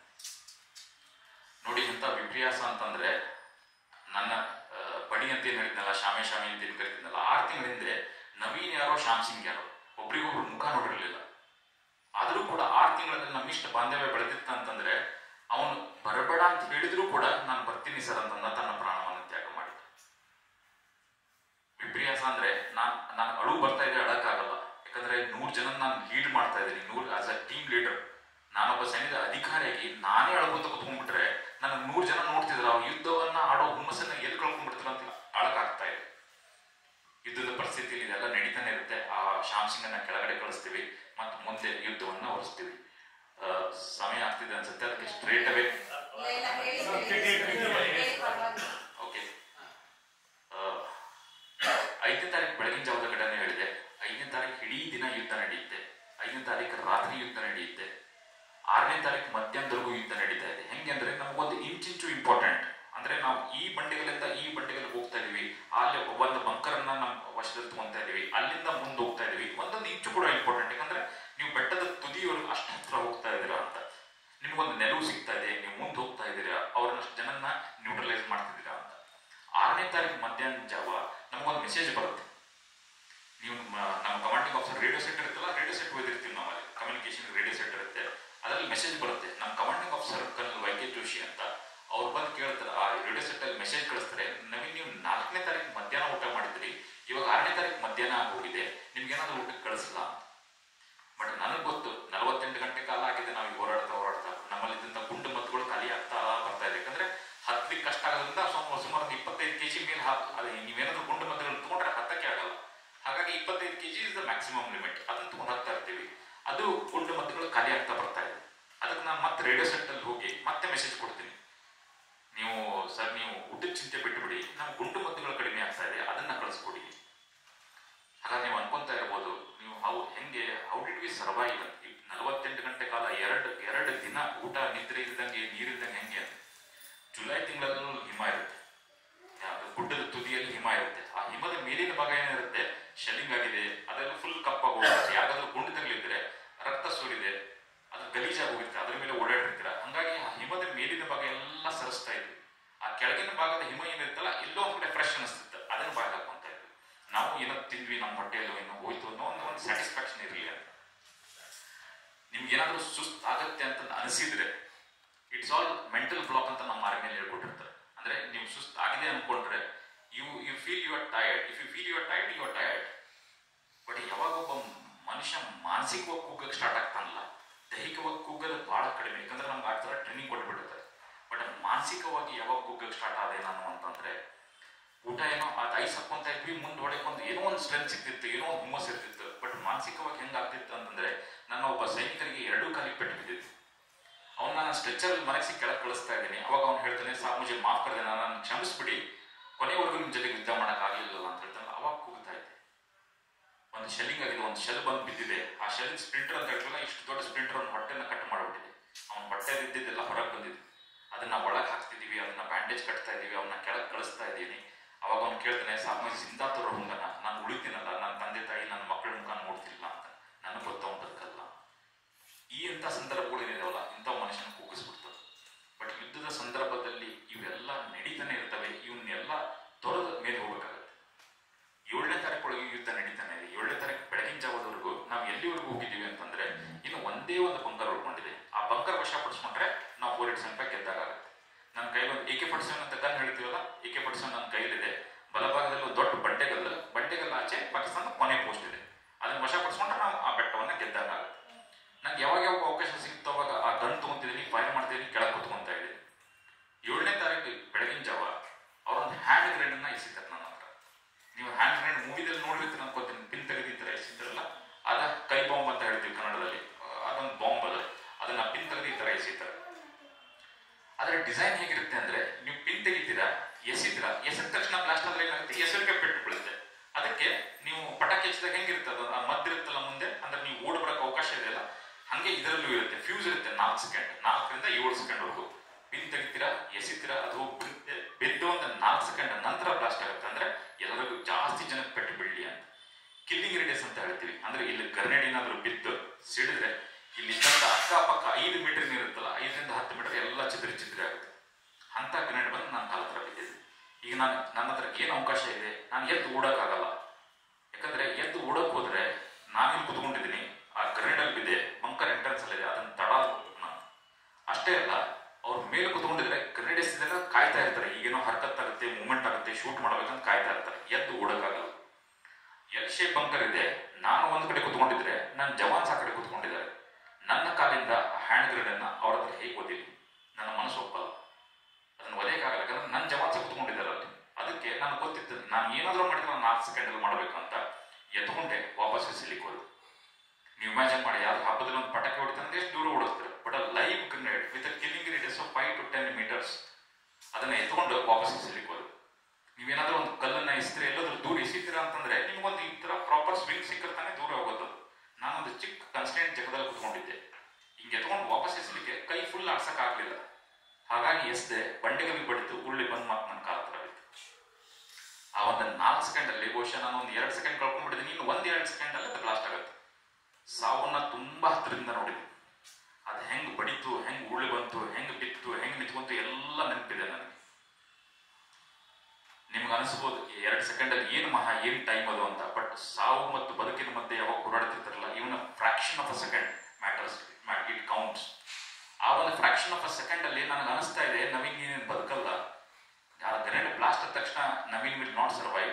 ಈ ಸುದ್ದಿ ನಿನ್ನ ತಂದೆ ತಾಯಿ ಹೋದ ತಕ್ಷಣ ಅವ್ರಿಗೆ ದುಃಖ ಆಬ್ವಿಯಸ್ಲಿ ಆಗೇ ಆಗುತ್ತೆ. ಬಟ್ ನಾನು ಹೀಗೇನಾದ್ರೂ ಕೂತ್ಕೊಂಡ್ರೆ ಆ ಗ್ರೆನೇಡ್ ಸಿಡಿದ್ರೆ ಮೇಲಿನ ಭಾಗ ಎಲ್ಲ ಚಿದ್ರಾದ್ರೆ ಮನೆಗೆ ವಾಪಸ್ ನವೀನ್ ಅಂತ ಏನಂತ ಕಳಿಸ್ತಾರೆ? ಈ ಚಿದ್ರ ಎಲ್ಲೋ ಒಂದಿಷ್ಟು ಮಾಂಸ ತುಂಡುಗಳನ್ನ, ಎಲುಬು ತುಂಡುಗಳನ್ನ ಒಂದು ಗುಣಿಚಿದ್ರ ಮನೆಗೆ ಕಳಿಸಿದ್ರೆ ನಮ್ಮ ತಂದೆ ತಾಯಿ ನನ್ನನ್ನು ಕ್ಷಮಿಸ್ತಾರ? ಕೊನೆ ಪಕ್ಷ ನಾನೊಂದು ಮುಖ ನೋಡೋವರಿಗೆ ಅವಕಾಶ ಮಾಡಿಕೊಡ್ಬಾರ್ದ? ಅಂದ್ರೆ ದೇವರಲ್ಲಿ ಒಂದೇ ಒಂದು ಪ್ರಾರ್ಥನೆ ಇಟ್ಟೆ, ದೇವ್ರಿಗೆ ನಾನು ಬದುಕಲ್ಲ ಗೊತ್ತು, ಬಟ್ ಅಟ್ಲೀಸ್ಟ್ ನನ್ನ ಮುಖ ಸರಿಯಾಗಿರಲಿ, ನನ್ನ ತಂದೆ ತಾಯಿ ಮುಖ ನೋಡೋ ಅವಕಾಶ ಮಾಡಿಕೊಡು ಅಂತಂದು ಬಲಗಡೆ ಒಂದು ಬಂಡೆಗಲ್ಲೇನು ಹೇಳ್ತಲ್ಲ, ಬಂಡೆಗಲ್ಲು ಮತ್ತೆ ಆ ಬಂಕರ್ ಎಲ್ಲಿ ಮುಗೀತೋ ಅದ್ರ ಮಧ್ಯೆ ಒಂದು ಸಣ್ಣ ಗ್ಯಾಪ್ ಇತ್ತು, ಅಲ್ಲಿ ಜಿಗಿದ ತಕ್ಷಣ ಮೇಲಿನ ಭಾಗ ಬಂಡೆಗಲ್ ಹಿಂದೆ ಗೊತ್ತೆ, ಕಾಲು ಹೊರಗೊಳ್ಕೊಂಡು ಆ ಗ್ರೆನೇಡ್ ನೆಕ್ಸ್ಟ್ ಅದು ಹಿಂಗೆ ಇನ್ನೂ ಬಿದ್ದಿದ್ದೀನಿ, ಜಿಗಿದಿನ್ನೂ ರೆಸ್ಟ್ ಆಗಿಲ್ಲ, ಆ ಗ್ರೆನೇಡ್ ಸ್ಫೋಟ. ಒಂದು 15 ಸೆಕೆಂಡ್ ನಾನು ಬದುಕಿದ್ದೀನೋ ಸತ್ತಿದ್ದೀನೋ ಏನು ಗೊತ್ತಾಗ್ತಾ ಇಲ್ಲ. ಕಿವಿಯಲ್ಲಿ ಗುಯ್ಗುಡ್ತಾ ಇದೆ. ಆ ಬಂಕರ್ ನಾನೇನು ಕುತ್ಕೊಂಡಿದ್ದಲ್ಲ ಅದು ಫುಲ್ ಕೊಲ್ಯಾಪ್ಸ್ ಆಗ್ಬಿಟ್ಟಿದೆ. ಅದೇ ಫುಲ್ ಡಸ್ಟ್ ಆಲ್ ಓವರ್ ಅಂತೆಲ್ಲ ಎಲ್ಲ ಕಡೆ ಡಸ್ಟ್ ಆಗಿದೆ. 15 ಸೆಕೆಂಡಲ್ಲಿ ನಾನು ಬದುಕಿದ್ದೀನೋ ಸತ್ತಿದ್ದೀನೋ ಏನೂ ಗೊತ್ತಾಗ್ತಾ ಇಲ್ಲ. 15 ಸೆಕೆಂಡ್ ನಂತರ ನನಗೆ ಏನೋ ಒಂದು ಅನಿಸ್ತಾ ಇದೆ, ಪಾಕಿಸ್ತಾನದವ್ರು ಊಡ ಬರ್ತಾ ಇದ್ದಾರೆ, ನಾವು ಕೌಂಟರ್ ಅಟ್ಯಾಕ್ ಮಾಡ್ತಾ ಇದ್ದಾರೆ. ಅಂದ್ರೆ ಈ ಬಂಕರ್ನ ವಶಪಡಿಸ್ಕೊಳಕ್ಕೆ ಅವ್ರು ದಾಳಿ ಮಾಡ್ತಾ ಇದ್ದಾರೆ. ನಾನು ಫಸ್ಟ್ ಏನು ಅಬ್ಸರ್ವ್ ಮಾಡಿದೆ ಅಂತಂದ್ರೆ, ನಮ್ಮ ಯೂನಿಫಾರ್ಮ್ ಹಾಕೊಂಡಂತ ಒಬ್ಬ ವ್ಯಕ್ತಿ ಎಡಗಡೆಯಿಂದ ಊಡ ಬರ್ತಾ ಇದ್ದಾರೆ, ಆ ಕಡೆ ಫೈರ್ ಮಾಡ್ತಾ ಎದುರಿಗೆ ಬಂದು ನಿಂತ್ಕೊಂತಾರೆ. ಎದುರಿಗೆ ಬಂದು ನಿಂತ್ಕೊಂಡು ಮೊದಲನೇ ಮಾತು ಹೇಳಿದ್ದವ್ರು, ನವೀನ್ ಟು ಡರ್ನಾ ನೈ ಹಾಗೆ ನೀನು ಹೆದರ್ಬೇಡ, ನಾನು ಬಂದಿದ್ದೀನಿ ಅಂತ. ಕಣ್ಬಿಟ್ಟು ನೋಡಿದ್ರೆ ಕ್ಯಾಪ್ಟನ್ ವಿಕ್ರಮ್ ಬತ್ರ ಎದುರಿಗೆ ನಿಂತ್ಕೊಂಡಿದ್ದಾರೆ. ಅವಾಗ ನಾನು ಅನ್ಕೊಂಡೆ, ನಾನು ಇನ್ನೂ ಬದುಕಿದ್ದೀನಿ, ಇಲ್ಲಿವರೆಗೂ ಸತ್ತಿಲ್ಲ ಅಂದ್ರೆ ಇನ್ನೂ ಸಾಯಿಲ್ಲ ಅನ್ಕೊಂಡು ನಾನು AK-47 ಗನ್ ಆ ಕಡೆ ಬಿದ್ದಿರುತ್ತೆ ಅಂದ್ಕೊಂಡು ಫೈರ್ ಮಾಡಕ್ಕೆ ಸ್ಟಾರ್ಟ್ ಮಾಡಿದೆ. ನನ್ನ ಜವಾನ್ಸ್ಗೂ ಗೊತ್ತಾಗಿತ್ತು, ಅವರು ಹೇಗೋ ಮಾಡಿ ಫೈರ್ ಮಾಡಕ್ಕೆ ಸ್ಟಾರ್ಟ್ ಮಾಡಿದ್ರೆ ಆ ಕೌಂಟರ್ ಅಟ್ಯಾಕ್ ಅನ್ನ ತಡಿತೀವಿ. ಅಲ್ಲಿಂದ ಕ್ಯಾಪ್ಟನ್ ವಿಕ್ರಮ್ ಬತ್ರ ಅವರು ನನ್ನ ಕೈ ಹಿಡಿದು ಎಳಿತಾರೆ. ಎಳೆದು ಸುಮಾರು ಒಂದು 2 ಕಾಲು ಬಿಟ್ಟಿದೆ, ಎದ್ದಳಕ್ಕಾಗಲ್ಲ. ಹಾಗಾಗಿ ನನ್ನ ಸುಮಾರು ಕೆಳ ಕರ್ಕೊಂಡು ಹೋಗ್ತಾರೆ. ಶೇರ್ಷಾ ಅಂತ ಮೂವಿ ಯಾರಾದರೂ ನೋಡಿದ್ರೆ ಅದರಲ್ಲಿ, ಆ ಶೇರ್ಷಾ ಮೂವಿದಲ್ಲಿ ಇದೊಂದು ಸೀನ್ ಕ್ಯಾಪ್ಚರ್ ಆಗಿದೆ. ನನಗೆ ಹೆಂಗೆ ಪೆಟ್ಟು ಬೀಳುತ್ತೆ, ಕ್ಯಾಪ್ಟನ್ ಬತ್ರ ಅವ್ರು ರೆಸ್ಕ್ಯೂ ಮಾಡ್ತಾರೆ. ಅಲ್ಲಿಂದ ಸುಮಾರು ಒಂದು 15 ಮೀಟರ್ ಕೆಳಗಡೆ ಕರ್ಕೊಂಡೋಗಿ, ನೀನು ಕೆಳಗೆ ಹೋಗಿ ಟ್ರೀಟ್ಮೆಂಟ್ ತಗೋ, ನಾನು ಯುದ್ಧವನ್ನ ಮಾಡ್ತೀನಿ, ಮುಂದುವರಿಸ್ತೀನಿ ಅಂತ ಅವ್ರು ಮೇಲೆ ಓಡ್ತಾರೆ. ನಾನು ಕೆಳಗಡೆ ತವಳಕ್ಕೆ ಸ್ಟಾರ್ಟ್ ಮಾಡ್ತೇನೆ. ಇಮ್ಯಾಜಿನ್ ಮಾಡಿ, 2 ಕಾಲಿಗೆ ಪೆಟ್ಟು ಬಿದ್ದಿದೆ, ನಿಂದ್ರಕ್ಕಾಗ್ತಾ ಇಲ್ಲ. ಹಂಗಾಗಿ ತವಳ್ತಾ ಸುಮಾರು ಒಂದು 150 ಮೀಟರ್ ತವಳ್ತಾ ಬಂದೆ. ಒಂದು ಬಂಡೆಗಲ್ ಹಿಂದೆ ಬಂದು ಕೂತ್ಕೊಂಡೆ. ಒಂದು ಬಂಡೆಗಲ್ ಹಿಂದೆ ಬಂದು ಕೂತ್ಕೊಂಡು ನನ್ನ ಕಾಲಿಗೆ ಏನಾಗಿದೆ ಅಂತ ನೋಡ್ಕೊಳ್ಳೋಣ ಅಂತಂದ್ರೆ, ಎಡಗಾಲ ಬಟ್ ಆಬ್ವಿಯಸ್ಲಿ ದಪ್ಪ ಶೂಸ್ ಹಾಕಿರ್ತೀವಿ, ಶೂ ಎಲ್ಲ ಕಿತ್ಕೊಂಡು ಹೋಗ್ಬಿಟ್ಟಿದೆ. ಎಡಗಾಲೆಲ್ಲ ಗ್ರೇಟೆಡ್ ಅಂತೀವಲ್ಲ, that was blown of. But right ಕಾಲಲ್ಲಿ ಭಾಳ ಡ್ಯಾಮೇಜ್ ಆಗಿತ್ತು. ಕಾಲು ಫುಲ್ ಜೋತಾಡ್ತಾ ಇದೆ. ಹೆಂಗೆ ಅದನ್ನ ಯಾರಾದರೂ ಹಿಡಿದು ಎಳೆದಿದ್ರೆ ಕಿತ್ಕೊಂಡ್ ಬಂದ್ಬಿಡ್ತಿತ್ತು, ಆ ಸ್ಟೇಟಲ್ಲಿದೆ. ಅವಾಗ ನನ್ನ ಜವಾನ್ ಒಬ್ಬನ್ ಬಂದು ಹೊತ್ಕೊಂತ ನನ್ನ ಹೆಗಲ ಮೇಲೆ. ಒಂದು ಬಂಡೆಗಲಿಂದ ಇನ್ನೊಂದು ಬಂಡೆಗಲ್ ಓಡ್ತಾ ಇದ್ದಾನೆ, ಯಾಕಂದ್ರೆ ಅವ್ರು ಮೇನ್ ಫೈರ್ ಮಾಡ್ತಾ ಇದ್ದಾರೆ. ಹಿಂಗೆ ಯಾವ್ದಾರು ರೆಸ್ಕ್ಯೂ ಮಾಡ್ತಾ ಇದ್ದಾರೆ, ಓಡ್ತಾ ಇದ್ದಾರೆ ಅಂದ್ರೆ ಫಸ್ಟ್ ಅವ್ರಿಗೆ ಶೂಟ್ ಮಾಡಕ್ ನೋಡ್ತಾರೆ. ಯಾಕಂದ್ರೆ ಮ್ಯಾಕ್ಸಿಮಮ್ ಕ್ಯಾಶುಯಾಲಿಟಿ ಬೇಕು, ಜಾಸ್ತಿ ಜನ ಸಾಯಿಸ್ಬೇಕು ಅವ್ರು. ನಾನು ಹೊತ್ಕೊಂಡು ಓಡ್ತಾ ಇದ್ದಾನೆ, ಅವನಿಗೂ ಟೈಮ್ ಇಲ್ಲ, ಯಾಕಂದ್ರೆ ಓಡಬೇಕು.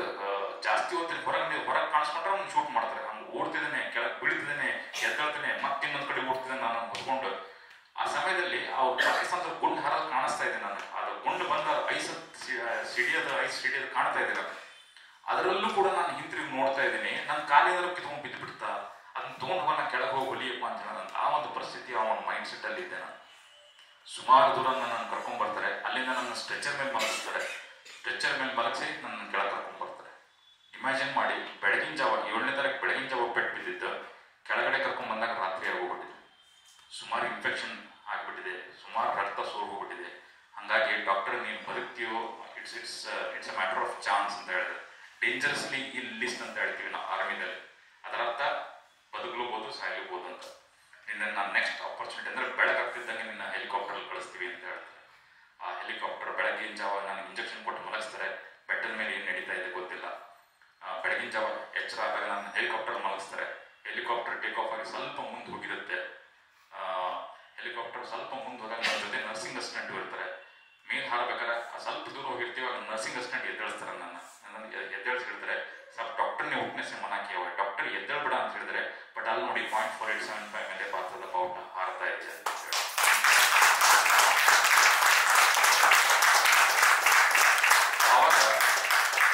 ಅವಾಗ ನಾನು ಅನ್ಕೊಂಡೆ, ನನಗೆ ನೀನು ಬದುಕ್ತೀಯೋ ಸಾಯ್ತೀಯೋ, that is irrespective, that is immaterial. The mission has been accomplished.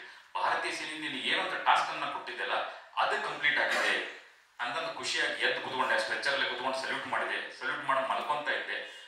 Nursing assistant ಮತ್ತೆ ಹೇಳ್ತಾರೆ ಸಾಬಿಸ್ಕಿಲ್ಲ ಎಣ್ಣೆ ಕಿಮ್ಮಚ್ಚುಕಾಯಿ ಇದು ಒಂದು ದೊಡ್ಡ ತ್ಯಾಗ ಬಲಿದಾನ ಮಾಡಬೇಕಾಗಿ ಬಂತು ಅಂತಾರೆ. ಅದೇನಪ್ಪ ಏನ್ ತ್ಯಾಗ ಬಲಿದಾನ ಮಾಡಬೇಕಾಗಿ ಬಂತು ಅಂತ ಕೇಳಿದಾಗ ಕ್ಯಾಪ್ಟನ್ ವಿಕ್ರಮ್ ಹತ್ರ ನಹೀರಯ್ಯ ಅವ್ರಿಗಿಲ್ಲ ಅಂತ ಹೇಳ್ತಾರೆ. ಸೊ ಅದನ್ನ ಕೇಳಿದಾಗ ನಾನು ಎಲ್ಲೋ ಒಂದು ಶೆಮಿ ಅನ್ಕಾನ್ಶಿಯಸ್ ಸ್ಟೇಟ್ ಅಲ್ಲಿ ಇದ್ದೆ, ಮೂರ್ಛಿತ ಹೋಗೋದಂತಲ್ಲ, ಅನ್ಕಾನ್ಶಿಯಸ್ ಆಗಿ ಆ ಸ್ಟ್ರೆಚರ್ ಮೇಲೆ ಬಿದ್ದೆ. ನೆಕ್ಸ್ಟ್ ನನಗೆ ಎಚ್ಚರ ಆಗಿದ್ದು ಉದಯಪುರ ಹಾಸ್ಪಿಟಲ್ ಅಲ್ಲಿ. ಅಲ್ಲಿ ಇನ್ಫೆಕ್ಷನ್ ಕಂಟ್ರೋಲಿಗೆ ಬರ್ತಾ ಇಲ್ಲ, ಯಾಕಂದ್ರೆ ಬೆಳಗ್ಗೆ ಪೆಟ್ಟು ಬಿದ್ದು ಸಾಯಂಕಾಲದವರೆಗೂ ಏನೂ ಟ್ರೀಟ್ಮೆಂಟ್ ಇಲ್ಲ, ಅಂದ್ರೆ ಇನ್ಫೆಕ್ಷನ್ ಶುರು ಆಗ್ತಾ ಇದೆ, ಕಾಲಲ್ಲೆಲ್ಲ ಇನ್ಫೆಕ್ಷನ್ ಸ್ಪ್ರೆಡ್ ಆಗ್ತಾ ಇದೆ. 2 ದಿನ ಅಲ್ಲಿ ಇಟ್ಕೊಂಡ್ರು. ಅಲ್ಲಿಂದ ಆಗ್ಲಿಲ್ಲ ಅಂದಮೇಲೆ ನನಗೆ ಏರೋಪ್ಲೇನ್ ಅಲ್ಲಿ ನನಗೆ ಡೆಲ್ಲಿ ಕಳಿಸ್ತಾರೆ. 21 ದಿನ ಹಾಸ್ಪಿಟಲ್ ಇರ್ತೀನಿ. 8 ಮೇಜರ್ ಸರ್ಜರಿ ಆಗುತ್ತೆ. ಅದಾದ ನಂತರ ನನ್ನನ್ನು ಮೆಡಿಕಲಿ ಡಿಸ್ಚಾರ್ಜ್ ಮಾಡ್ತಾರೆ. ಅಂದ್ರೆ ನೀವು ಸೈನ್ಯದಲ್ಲಿ ಸೇವೆ ಮಾಡಂಗಿಲ್ಲ ಅಂತಂದ್ರೆ ಡಿಸ್ಚಾರ್ಜ್ ಮಾಡ್ತಾರೆ. ಸೊ ನಂದಿದು ಯೂಶಲಿ ಹೇಳ್ಬೇಕಂತಂದ್ರೆ ಇಟ್ ಈಸ್ ಲೈಕ್ ನನಗೆ ಎಷ್ಟೋ ಜನ ಕೇಳಿದ್ರೆ ಹೊರಗೆ ಬಂದ್ಮೇಲೆ ಎಷ್ಟು ದುರಾದೃಷ್ಟ ನಿಮ್ದು, ನೀವು ಹೋಗ್ತೀರಾ ಟ್ರೈನಿಂಗ್ 1 ವರ್ಷ ಟ್ರೈನಿಂಗ್ ಮಾಡ್ತೀರಾ, ಸರ್ವಿಸ್ 6 ತಿಂಗಳು ಮಾಡ್ತೀರಾ, 21 ತಿಂಗಳು ಹಾಸ್ಪಿಟಲ್ ಇರ್ತೀರಾ, ಜೀವನ ಪರ್ಯಂತ ಕೊಂಡ್ಕೊಂಡು ಓಡಾಡಂಗಾಗುತ್ತೆ, ಎಷ್ಟು ದುರಾದೃಷ್ಟ ಅಂತ. ನಾನು ಯಾವತ್ತಿಗೂ ಕೂಡ ಯಾವತ್ತಿಗೂ ದುರಾದೃಷ್ಟ ಅನ್ಕೊಂಡಿಲ್ಲ. ನನ್ನ ಅದೃಷ್ಟ ಅದು. ಮೊದಲನೇ ಅಟೆಂಪ್ಟ್ ಅಲ್ಲಿ ಆರ್ಮಿ ಸೇರ್ಕೋಬೇಕು ಅನ್ಕೊಂಡಿದ್ದೆ. 1ನೇ ಅಟೆಂಪ್ಟ್ ಅಲ್ಲಿ ಆರ್ಮಿ ಸೆಲೆಕ್ಟ್ ಆಗಿದ್ದು. ಈ ನಾಡಿನಲ್ಲಿ ಹುಟ್ಟಿದ್ದು, ಆರ್ಮಿ ಸೆಲೆಕ್ಟ್ ಆಗಿದ್ದು, ನಾನು ಹೋದ ತಕ್ಷಣ ಕಾರ್ಗಿಲ್ ಯುದ್ಧ ಶುರುವಾಗಿದ್ದು. ಯುದ್ಧ ಬೇಕು ಅಂತಲ್ಲ, ಬಟ್ ದೇಶದ ಮೇಲೆ ಸಂಕಟ ಬಂದ್ರೆ ಒಬ್ಬ ಸೈನಿಕನ ಕೆಲಸ ಏನು ಯುದ್ಧ ಮಾಡೋದು, ಅದನ್ನ ಮಾತ್ರ ನಾನು ಮಾಡಿದ್ದೇನೆ. ಸಾಮಾನ್ಯ ಸೈನಿಕ ಅನ್ಕೊತೇನೆ, ಬಟ್ ದೇವರ ಅವಕಾಶ ಮಾಡಿಕೊಟ್ರು. ಅದಕ್ಕೆ ನಾನು ಯಾವತ್ತೂ ನಾನು ದುರಾದೃಷ್ಟ ಅನ್ಕೊಂಡಿಲ್ಲ, ತುಂಬಾ ಅದೃಷ್ಟವಂತನ ಅನ್ಕೊಂಡಿದ್ದೀನಿ.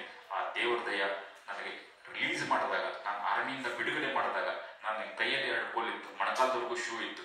ಜೀವನ ಪರ್ಯಂತ ನೀವು ಸಪೋರ್ಟ್ ಇಲ್ಲದೆ ಓಡಾಡಕ್ಕಾಗಲ್ಲ ಅಂತ ಹೇಳಿದ್ರು. ಬಟ್ ಅದೇ ಹೇಳ್ತೀನಿ, ನಾನು ದೇವ್ರ ದೊಡ್ಡವನು, ನನ್ನ ತಂದೆ ತಾಯಿ ಮಾಡಿದ ಒಳ್ಳೆ ಕಾರ್ಯಗಳು, ಹಿರಿಯರ ಆಶೀರ್ವಾದ ಇರ್ಬೋದೇನೋ. ಇವತ್ತಿಗೆ ನಾನು ಎಲ್ಲರನ್ನೂ ನಾನು ಇಂಡಿಪೆಂಡೆಂಟ್, ಕಾರ್ ಓಡಿಸ್ತೀನಿ, ಗಾಲ್ಫ್ ಆಡ್ತೀನಿ, ಫಿಸಿಯೋಥೆರಪಿ ಮಾಡ್ತೀನಿ, ಯೋಗ ಮಾಡ್ತೀನಿ.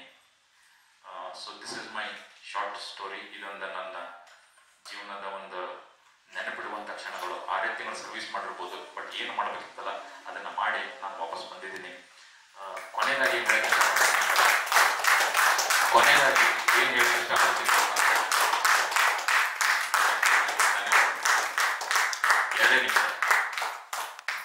ಏನು ಹೇಳಕ್ಕೆ ಇಷ್ಟಪಡ್ತೀನಿ ಅಂತಂದ್ರೆ, ಇದು ನೀವೆಲ್ಲರೂ ನಿಂತ್ಕೊಂಡು ಇವತ್ತು ನನಗೆ ಸನ್ಮಾನ ಮಾಡಿದ್ರಿ. ನನಗೆ ಇವತ್ತು ಈಗೇನು ಚಪ್ಪಾಳೆ ಕೊಡ್ತಿದ್ದಿರಲಿಲ್ಲ, ಇದು ಕ್ಯಾಪ್ಟನ್ ನವೀನ್ ನಾಗಪ್ಪ ಮಾತ್ರ ಸಲ್ಲಬೇಕಾಗಿದ್ದಲ್ಲ. ಕಾರ್ಗಿಲ್ ಯುದ್ಧದಲ್ಲಿ 527 ಜನ, ಐ ರಿಪೀಟ್ 527 ಜನ ತಮ್ಮ ಪ್ರಾಣವನ್ನು ತ್ಯಾಗ ಮಾಡಿದ್ರು. 1300ಕ್ಕೂ ಹೆಚ್ಚು ಜನಕ್ಕೆ ಪೆಟ್ಟು ಬಿತ್ತು. ಇದೇನಾದರೂ ಈ ಚಪ್ಪಾಳೆ, ಈ ಸನ್ಮಾನ ಏನಾದರೂ ಸಲ್ಲಬೇಕಾಗಿದ್ರೆ ಆ 527 ಜನ ಸೈನಿಕರಿಗೆ ಮತ್ತು ಈ ಒಂದು ಕಾರ್ಯಕ್ರಮಕ್ಕೆ ಕರೆದು ನಾನು ಯಾವತ್ತೂ ಕಾರ್ಗಿಲ್ ವಾರ್ ಹೀರೋ ಅಂತ ಎಲ್ಲೂ ಕರಿಬೇಡ್ರಿ ಅಂತ ಹೇಳ್ತೀನಿ. ಯಾಕಂದ್ರೆ I am not a hero, I am just soldier who did his job. ಒಬ್ಬ ಸೈನಿಕನ ಕೆಲಸ ಯುದ್ಧ, ಕಷ್ಟದ ಪರಿಸ್ಥಿತಿ ಬಂದರೆ ಯುದ್ಧ ಮಾಡೋದನ್ನು ಮಾತ್ರ ನಾನು ಮಾಡಿದ್ದೇನೆ. ದೇವ್ರು ದೊಡ್ಡನಾದ ಅವಕಾಶ ಮಾಡಿಕೊಟ್ರು ಅಂತ ನಾನು ಆ ಸರಿಯಾದ ಸಮಯದಲ್ಲಿ ಸರಿಯಾದ ಜಗದಲ್ಲಿ ಇದ್ದಿದ್ದರಿಂದ ನನಗೆ ಯುದ್ಧ ಮಾಡೋಕ್ಕಾಯ್ತು. ಸೊ ಹಾಗಾಗಿ I am just a normal humble soldier, ಒಬ್ಬ ಸಾಮಾನ್ಯ ಸೈನಿಕ. ಇಷ್ಟೊತ್ತಿಂದ ಇಷ್ಟು ಲೇಟ್ ಆದರೂ ಸಂಡೇ ನಿಮ್ಗೆ ಏನೇನೋ ಕೆಲಸ ಇತ್ತು, ನೀವು ಏನೇನೋ ಮಾಡ್ಕೋಬೋದಾಗಿತ್ತು, ನಿಮ್ಮ ಫ್ಯಾಮಿಲಿ ಜೊತೆ ಟೈಮ್ ಕಳೆಯಬೇಕಾಗಿತ್ತು, ಅದನ್ನ ಬಿಟ್ಟು ಇವತ್ತು ಬಂದು ಒಬ್ಬ ಸಾಮಾನ್ಯ ಸೈನಿಕನ ಒಂದು ಅನುಭವಗಳನ್ನ ಕೇಳಲಿಕ್ಕೆ ಇಷ್ಟು ಟೈಮನ್ನ ಕೊಟ್ಟಿದ್ದೀರಾ. ತುಂಬಾ ಧನ್ಯವಾದಗಳು. ಜೈ ಹಿಂದ್.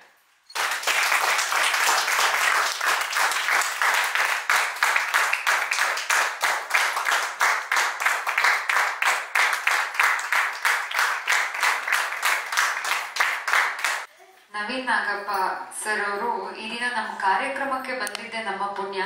ಅವರು ನನ್ನನ್ನ ಹೀರೋ ಅಂತ ಕರಿಬೇಡಿ ಅಂತ ಹೇಳಿದ್ರು, ಆದ್ರೆ ನಮ್ಮ ಇಂದಿನ ಜನರೇಷನ್ಗೆ ನಿಜವಾಗ್ಲೂ ಹೀರೋ ಅವರೇನೆ.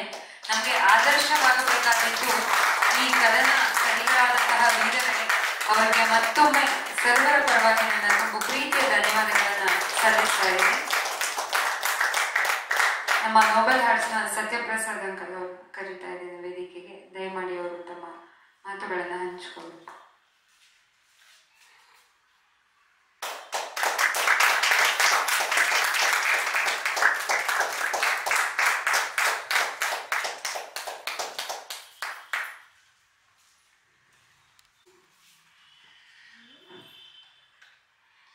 बोलो भारत माता की जय हिंद.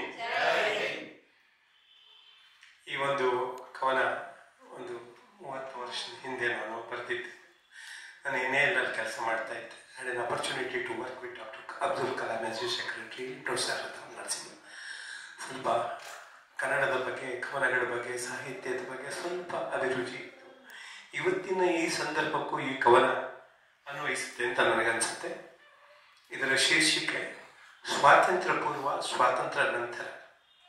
ಸ್ವಾತಂತ್ರ್ಯ ಪೂರ್ವ ಘೋಷಣೆ ದೇಶ ಪ್ರೇಮ, ಸ್ವಾರ್ಥ ತ್ಯಾಗ. ಸ್ವಾತಂತ್ರ್ಯ ನಂತರ ಘೋಷಣೆ ಸ್ವಾರ್ಥ ಪ್ರೇಮ, ದೇಶ ತ್ಯಾಗ. ಅಂದಿನದು ಹೃದಯಾಂತರಾಳದ ಕಳಕಳಿಯ ಕೂಗು, ಇಂದಿನದು ಗೋಮುಖ ವ್ಯಾಘ್ರಗಳ ಜೀವನದ ಸೋಗು. ಇದೊಂದೇ ಪಾಲಿಟಿಷಿಯನ್ಸ್ ಸಂಬಂಧಪಟ್ಟಿದೆ. ಪದವಿ ಪಟ್ಟಗಳ ಲಾಲಸೆ ಇಲ್ಲದ ಒಗ್ಗಟ್ಟು ಅಂದು, ಲಂಚ, ಕುಡಿತನ, ಮೋಸ, ವಂಚನೆ, ಹಿಂಸೆಗಳ ಒಗ್ಗಟ್ಟು ಇದ್ದು, ದೇಶವನ್ನು ದಾಸ್ಯದಿಂದ ಮುಕ್ತಿ ಮಾಡುವ ದೇಶಭಕ್ತಿ ಎಂದು, ಕಂಡಲ್ಲೆಲ್ಲ ಅತ್ಯಾಚಾರ ಬೆಸುಕುವ ದೇಹಭಕ್ತಿ ಎಂದು, ರಾಜಕೀಯ ಧುರೀಣರೆಂದು ಮುಖವಾಡ ಹೊತ್ತ ದುರಾಚಾರಿಗಳು ಆಗಿಹರು ಇಂದು ಈ ದೇಶದ ಉನ್ನತಿಯ ರೂವಾರಿಗಳು. ಎಲ್ಲಿ ನೋಡಿದರಲ್ಲಿ ಹಗರಣದ ಸಂತೆ, ಇಲ್ಲವೇ ಇದು ಯಾವುದರ ಬಗ್ಗೆ ನಿಮಗೆ ಚಿಂತೆ? ಬಳೆ ತೊಟ್ಟು ಕೈಕಟ್ಟಿ ಕುಳಿತಿರುವ ಮೂಗ ನಾಗರಿಕರೇ ಕೇಳಿ, ನಮ್ಮೆಲ್ಲರ ಧ್ಯೇಯ ಇದೇ ಆಗಿದ್ದಲ್ಲಿ ಹರಿಯುವುದೊಂದು ದಿನ ನೆತ್ತರು ಕೊಡಿ. ಭಾರತಾಂಬೆಯ ರಕ್ತವನ್ನು ನಿರಂತರ ಹೀರುವ ತಿಗಣಗಳೇ ಇವರು. ಹೊಸಕಿ ಸಾಯಿಸಬೇಕು ಇವರ ನಾವೆಲ್ಲರೂ. ಭಾರತದ ಬೊಕ್ಕಸವ ಬರಿದು ಮಾಡುವುದೇ ಇವರ ಧ್ಯೇಯ. ಕೋಟಿ ಕಟ್ಟಲೆ ಹಣ ಕ್ಷಣದಲ್ಲೇ ಮಂಗಮಾಯ. ತನಿಖಾ ಆಯೋಗಗಳು 108 ಉಂಟು, ಅವರಿಗೂ ಇವರಿಗೂ ಎಲ್ಲೋ ಏನೋ ಇರುವುದು ನಂಟು. ಈ ದಿನ ಹಗರಣ, ನಾಳೆ ಮಾನಾಪಹರಣ, ನಾಳಿದ್ದು ನ್ಯಾಯ ದೇವತೆಯ ಮರಣ, ಮರುದಿನ ಎಲ್ಲರ ಕೈ ತುಂಬ ಹಣ. ಈ ಅನಿಷ್ಟಗಳ ತೊಲಗಿಸಲು ನಾವೆಲ್ಲ ತೊಡಬೇಕು ಪಣ. ಕೈಕಟ್ಟಿ ಕುಳಿತಲ್ಲಿ ಮಾಡುವರು ಭಾರತಾಂಬೆಯ ಮಾನ ಪ್ರಾಣ ಹರಣ. ಎಚ್ಚರ ಸ್ನೇಹಿತರೆ, ಎಲ್ಲೆಲ್ಲಿಯೂ ಇರಬಹುದು ಈ ಪರಿಯ ಮಂದಿ. ಲಂಚದ ಹಣವ ಹುದುಕಿಸಲು ಹುಡುಕರು ಸಂದಿಗೊಂದಿ. ಸುಳಿವು ಸಿಕ್ಕಲ್ಲಿ ಭಯಪಡಬೇಡಿ, ಪ್ರಕಟಣೆಯ ಮಾಡಿ ಸನ್ಮಾನಿಸುವ ಈ ದುಷ್ಟ ಜನರ ತೊಡಿಸಿ ಅವರ ಕೈಗೆ ಬೇಡಿ. ದೇಶ ನನಗೇನು ನೀಡಿತೆಂಬ ಉದ್ಗಾರ ಬೇಡ, ದೇಶ ನನಗೇನು ನೀಡಿತೆಂಬ ಉದ್ಗಾರ ಬೇಡ. ನಾ ದೇಶಕ್ಕೇನಿತ್ತೇನೆಂದು ಕಂಟೆರೆದೋಡ. ದೇಶ ನೀಡಿತ್ತು ನಿನಗೆ ಸ್ವಾತಂತ್ರ್ಯ ಸ್ವಾವಲಂಬನೆಯ ರಕ್ಷೆ, ಮತಿಹೀನೆ ನೀನಾಗಿ ಬೇಡದಿರು ಭಿಕ್ಷೆ. ಏಳು, ಇನ್ನಾದರೂ ಎದ್ದೇಳು, ಜಡತನವ ತೊಡೆದು, ಹುಚ್ಚು ಭಾವನೆಗಳ ವಾಹಿನಿಯ ತಡೆ ಹಿಡಿದು, ದೇಶದುನ್ನತಿಗೆ ಅನವರತ ದುಡಿದು, ತೃಪ್ತಿ ಸಂತಸದ ಪ್ರೀತಿ ಪ್ರೇಮವ ಪಡೆದು, ಭಾರತಾಂಬೆಯು ಸಂತಸದಿ ಹರಿಸುವಳು ನಿನ್ನ. ಬಾಪೂಜಿ ಕನವರಿಸಿದ ರಾಮರಾಜ್ಯವದು ಬಾಳದು ಬಹುಚೆನ್ನ. ದುಷ್ಟ ಶಕ್ತಿಗಳು ದುರಾಚಾರಿಗಳು ಅರಿಯುವರು ಆಗ, ಭಾರತದ ಪ್ರಗತಿಯು ಆಗುವುದು ಶರವೇಗದಿ ಬಹುಬೇಗ. ದೇಶದ ಆರೋಗ್ಯಕ್ಕೆ ಬೇಕು ಯೋಧ, ದೇಹದ ಆರೋಗ್ಯಕ್ಕೆ ಬೇಕು ರೈತ. ಜೈ ಭುವನೇಶ್ವರಿ, ಜೈ Bhuvaneshwari. Thank you sir, thank you.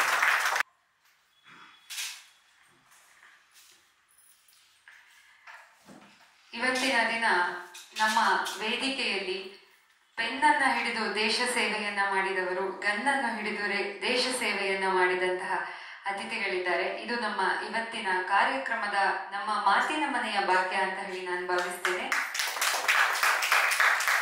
ಇದೀಗ ಮಾತಿನ ಮನೆಯ ವತಿಯಿಂದ ದುಗು ಲಕ್ಷ್ಮಣ್ ಅವರಿಗೆ ಗೌರವ ಸಮರ್ಪಣೆ.